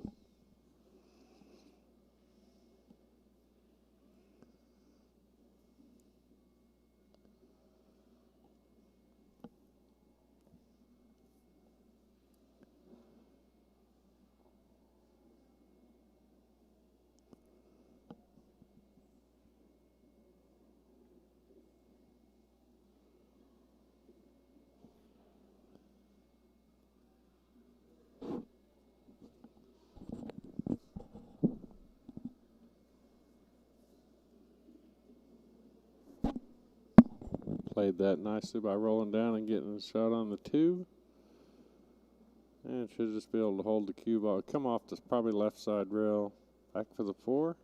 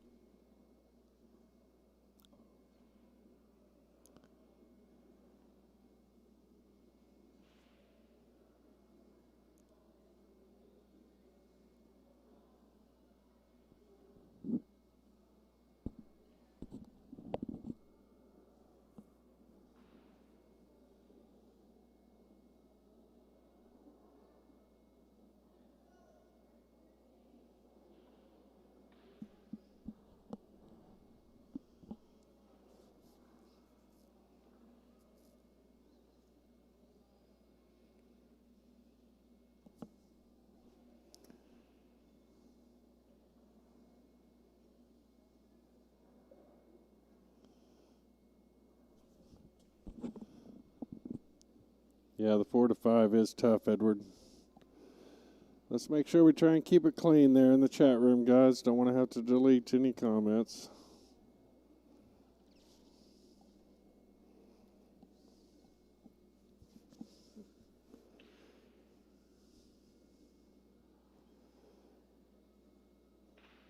Oh, and he didn't get the ball to fall, but might have got a good leave it. Now I think he's going to be able to come off the side rail.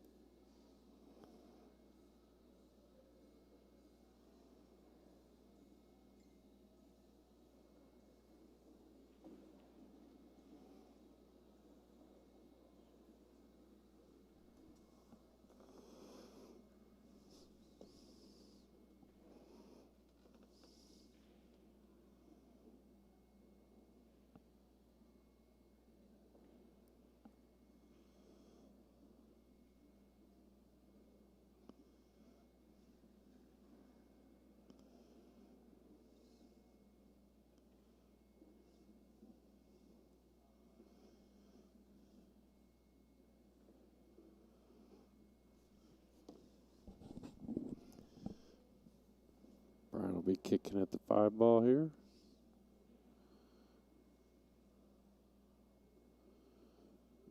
And he did just clip it.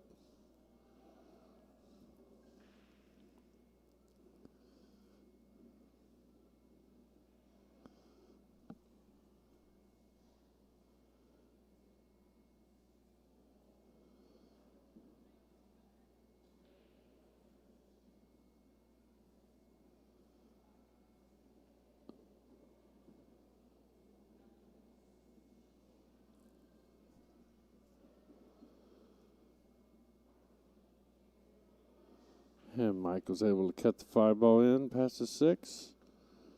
Put himself up here on the rail, but shouldn't have any problem pocketing this 6 and getting shape on the 7.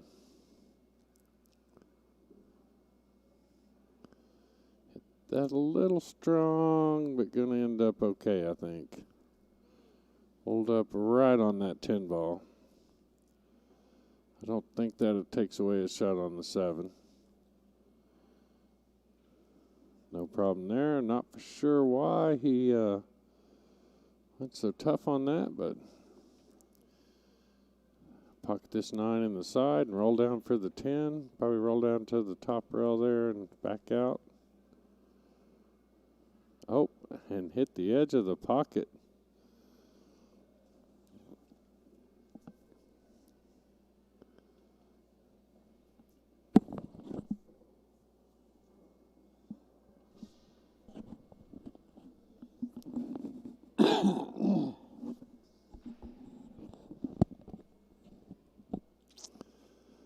So that leaves Brian an opportunity to tie this match up. Or set up, I'm sorry. He can pocket the 10 ball here.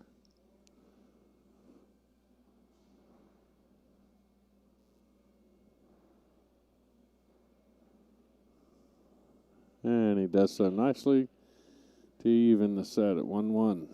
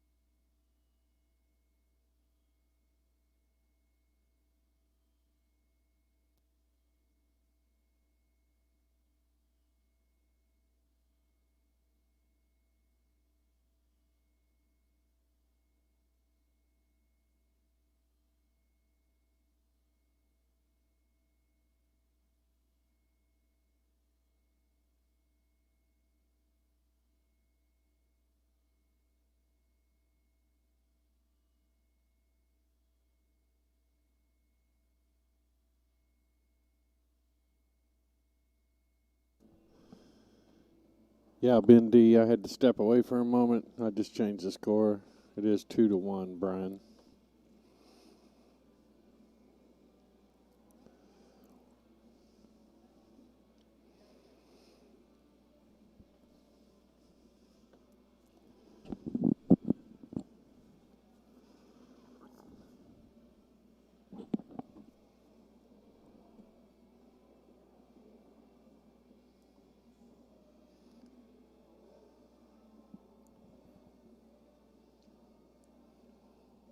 Brian fell just a little short on that bank.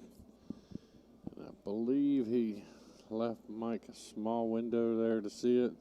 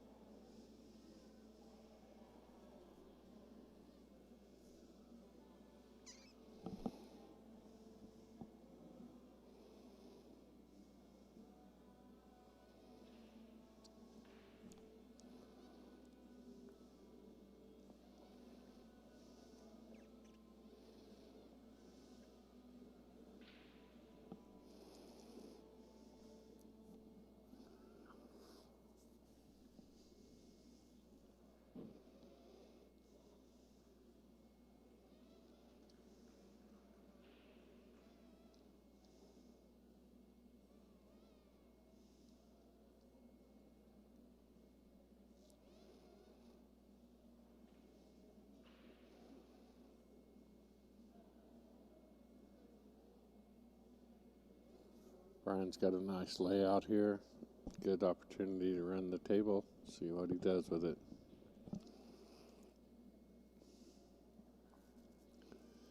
Balls are laid out pretty nice.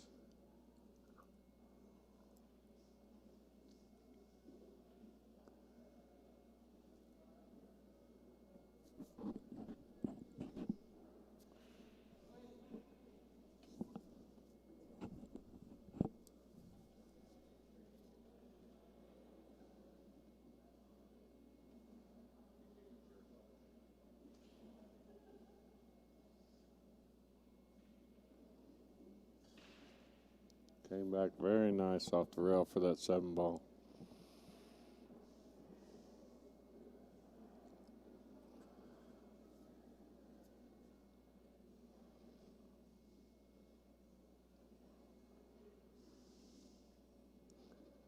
Comes back across for the 8.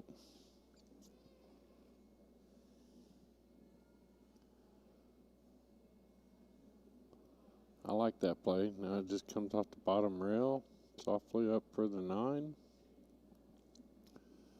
Oh, he decided to come up strong. That's why he's a 633 and I'm sitting behind the screen.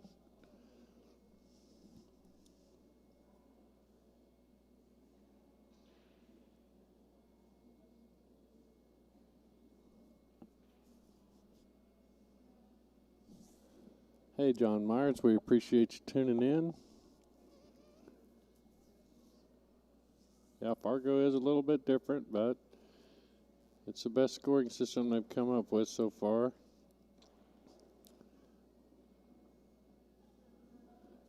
And Brian takes that one to go up 3-1.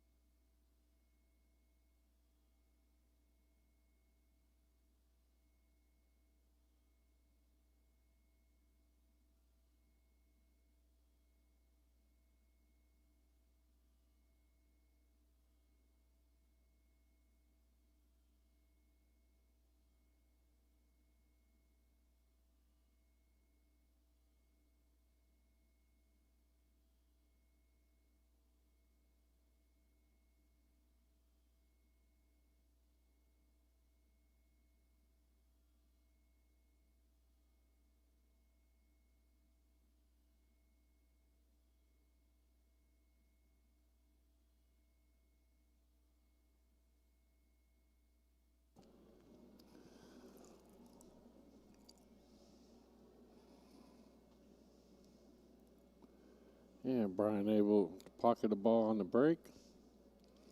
I believe he has a shot on the one ball.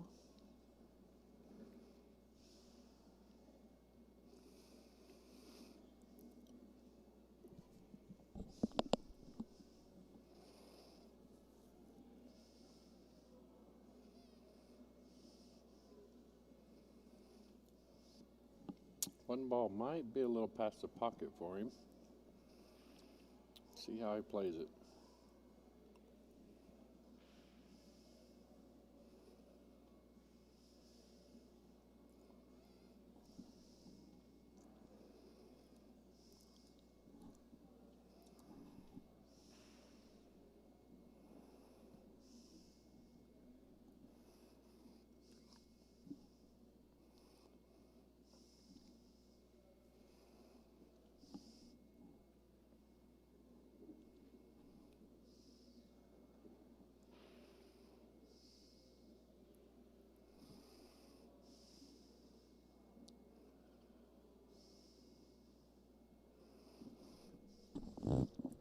Yeah, Jeff Bozier, this is Fargo rated tournament. So they use the Fargo rating app to determine races.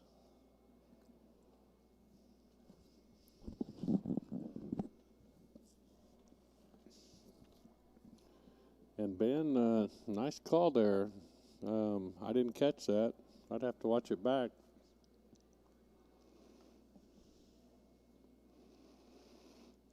Evidently, Mike didn't catch it either. Or it didn't bother him, because you can call that, and it would be a foul, I believe.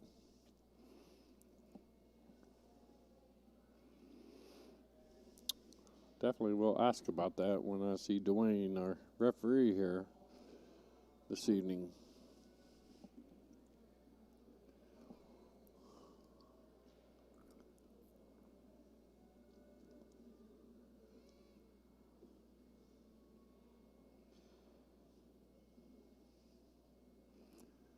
Yeah, nice cut on that ball, but is he going to get out from behind the 6? Yes, he does.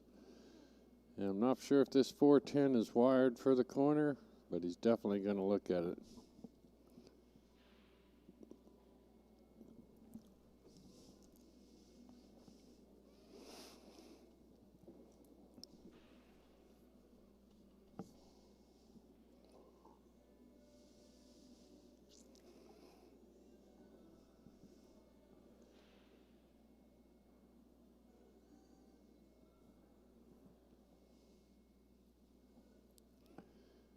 Yeah, Brant, I don't think it's that he actually, yeah. There you go, Edward Terry, fatigue. These guys have been playing all day since 8:30 this morning, or sitting here all day anyway. And it was wired, so that sends Brian up 4-1.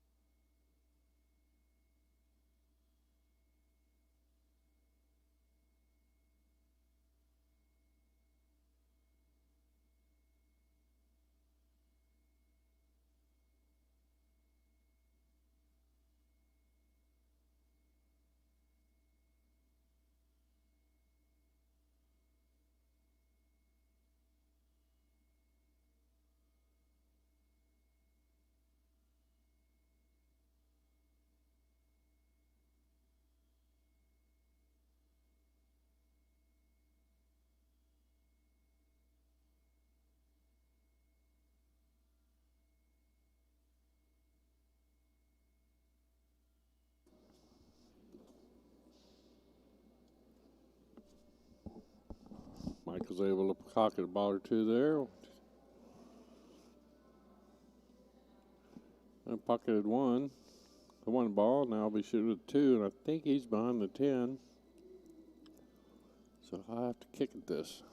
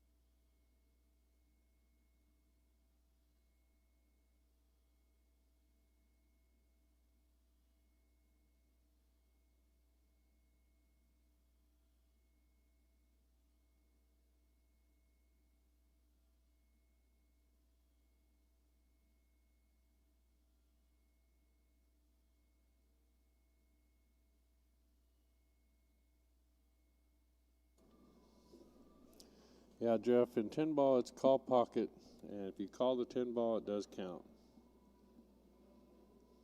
on the early 10 ball, but it has to be called.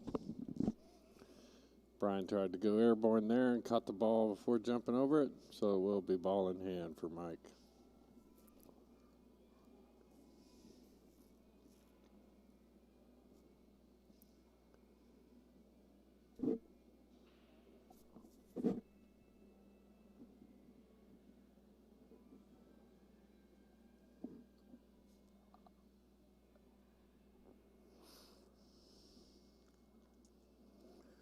Rolls up on it nicely to get a shot on the 3.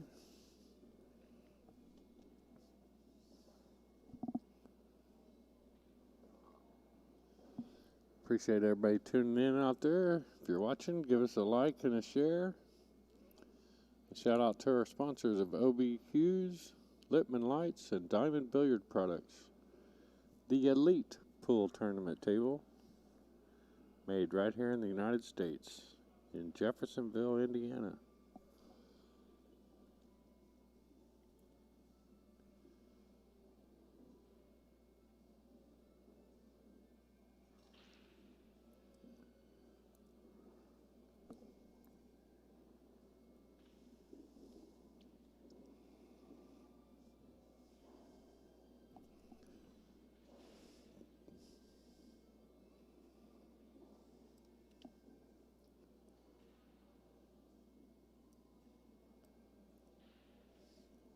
I've seen many different scores posted on the Shane and Chang match, and I tried looking, and all I saw was that they were tied at 115 yesterday, and both of them really tired and agreed to come back today and race to 40. And I'm not sure what the update is on today's score.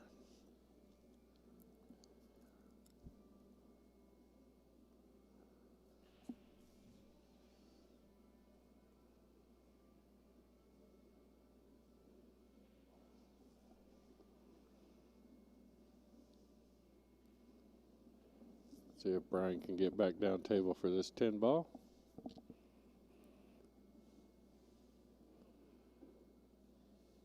And he does so nicely.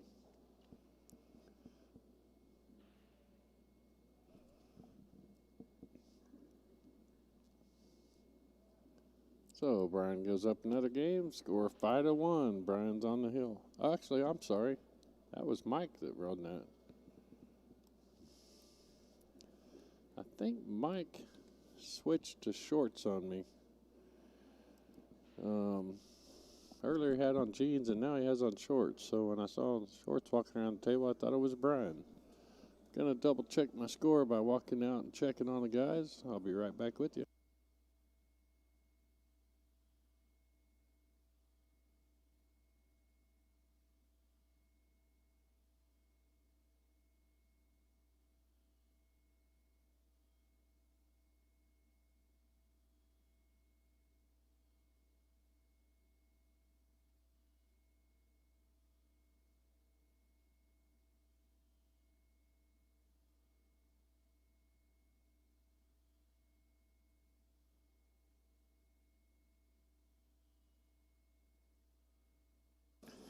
Yeah, the score is 4-2. Brian being 4, Mike 2. So it's a 2-2 race from here. Brian was able to pocket the ball and has a clean look at the 1.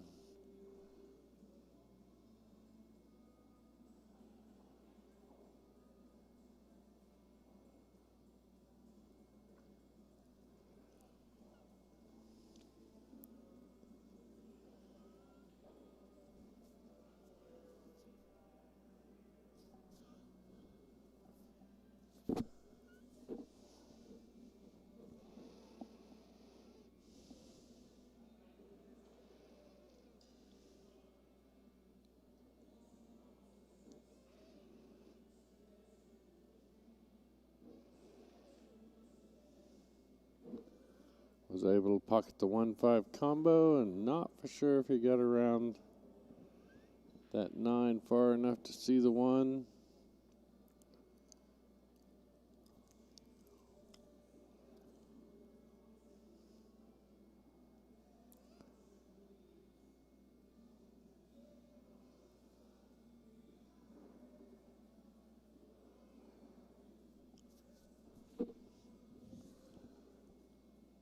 he's going to masse around this 9 ball.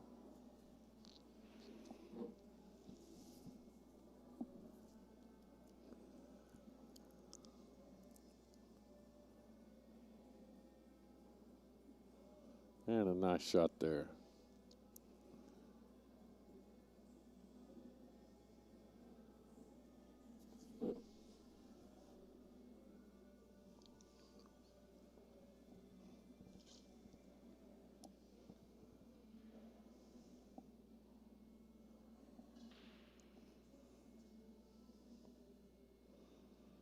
And he caught the rail first on the way down. So left it sitting in front of the pocket for Mike.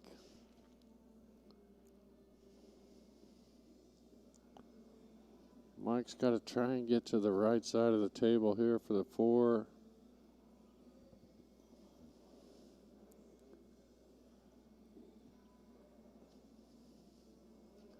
Or where he's at now, about mid-table, a little above, well, towards this side of the pockets, side pockets. See which way he decides to go here.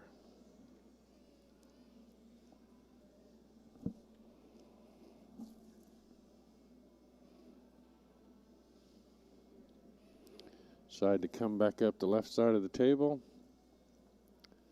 Might have came up a little far. Still looks like he might have an opportunity to cut this, or he might decide to cross bank it.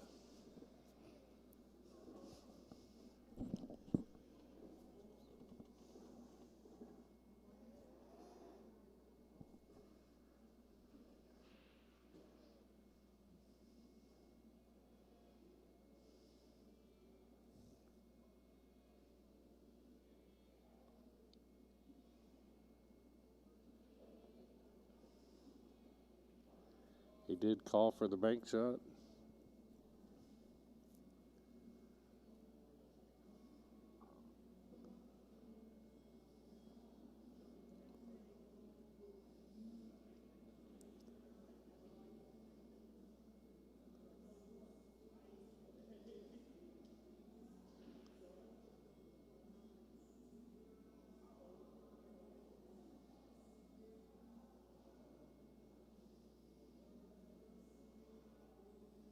And fell just a little bit short.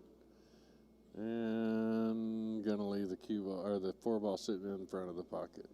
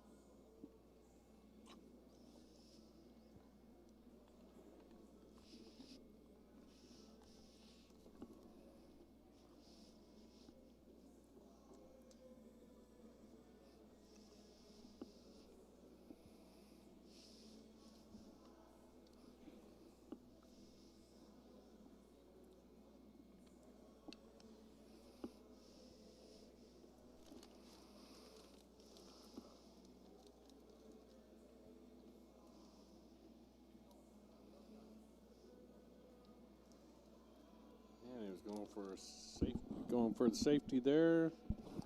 And it looks like he did a pretty good job of hiding it behind the 9. Mike will be able to kick at it.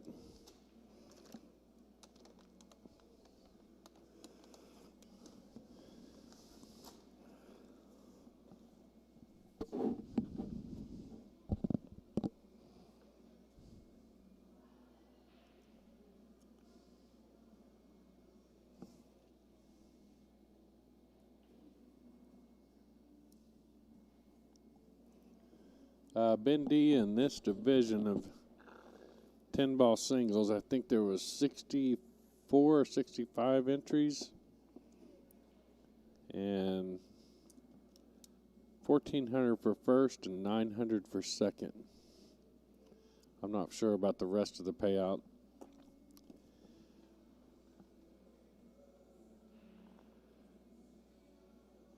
If you go to CTS on demand, you can pull up the bracket. And on the bracket, it does show the payouts. When you go to CTS on demand, just look at Michigan State Championships. And then after you click on that, it'll show the different divisions like 10-ball singles, 8-ball singles, teams, Scotch doubles. And you can look at the payouts from there. Hope that helps you, Ben D.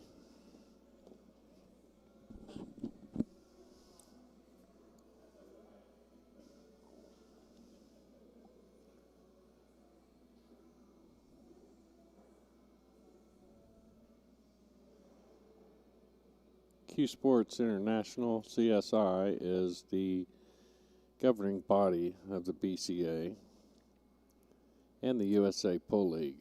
So any info you need on those two leagues, you can find at qsportsinternational.com. And then CTS on demand gives their tournament info. I believe, Ben D, the entry for this was $60. I would have to double check that, but I believe it was $60. For regular entry, a late entry might have been $100. Like on-day signups was $100, but early entry was $60, if I remember right.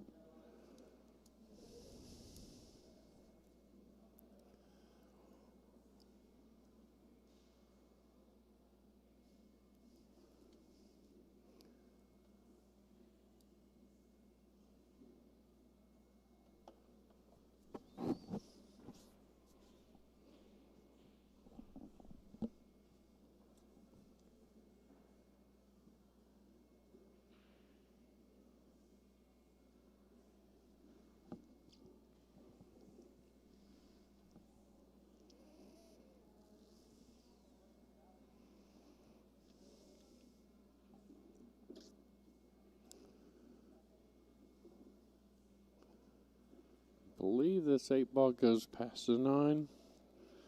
The way shooting down on it, I think it does. Draw it back. Have a 9 in the same pocket and come around down table for the 10.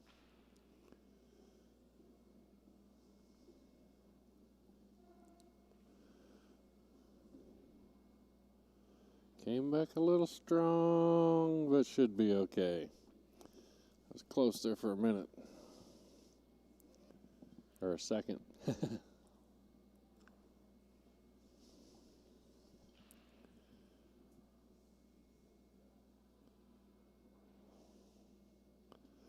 Alrighty, Mike wins that one. Makes the score 3-4. Mike being on the hill. Brian needs 2 games. Well, it's a 1-2 race now. For all the bragging rights for a year.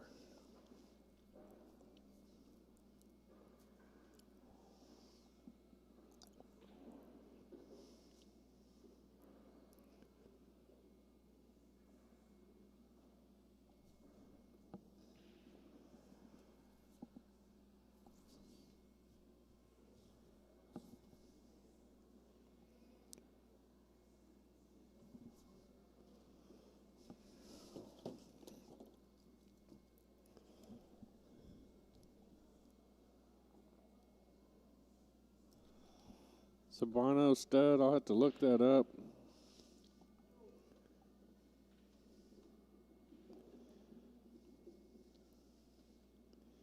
In 10-ball singles,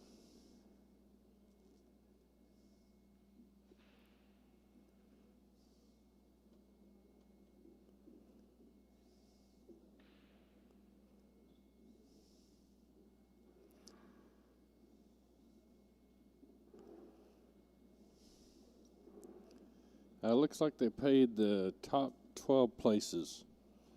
9th through 12 got 100. 7th through 8th, 150. 5th and 6th gets 250. 4th place gets 400.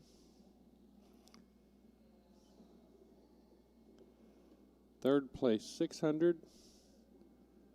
2nd place 900. And 1st place 1400. That is just for this division of 10-ball singles.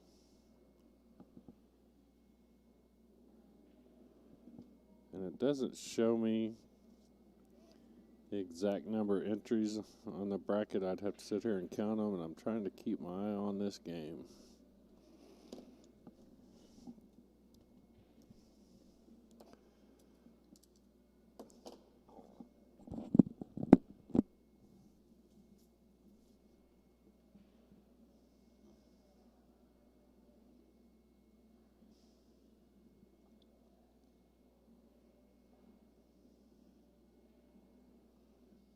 Massaged around the 7 there to get to the 1.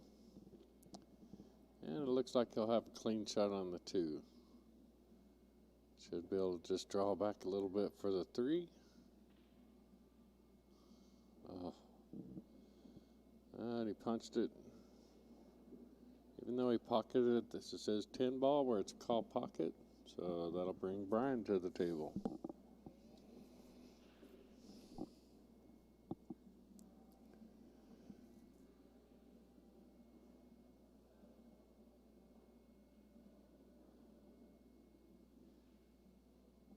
Comes back out nicely for the 4.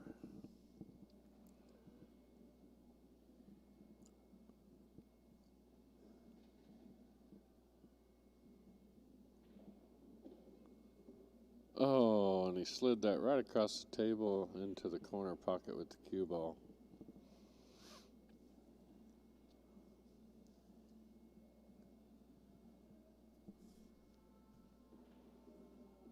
Not for sure if the 8 goes in that side past the 9. He just looked at it. Might be looking at a way to break those apart. And still get a shot. Oh, I think he's going to go for the 5-9 combo maybe. In order to accomplish that.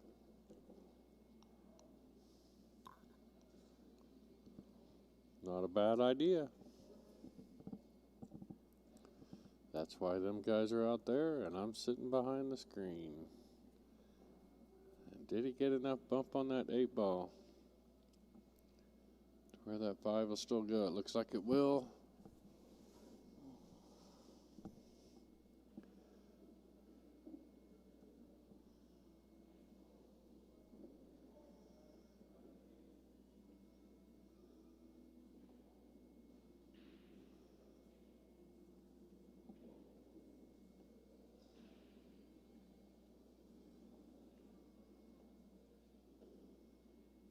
And he was able to get that 5 to go and get a good shot on the 6.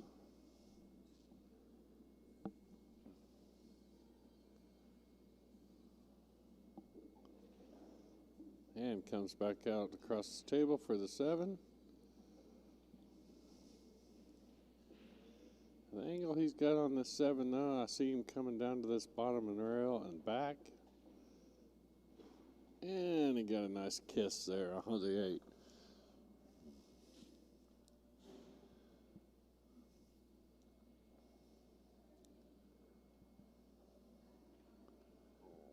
And he pockets the 8. Now looking at the 10 ball in the top left corner.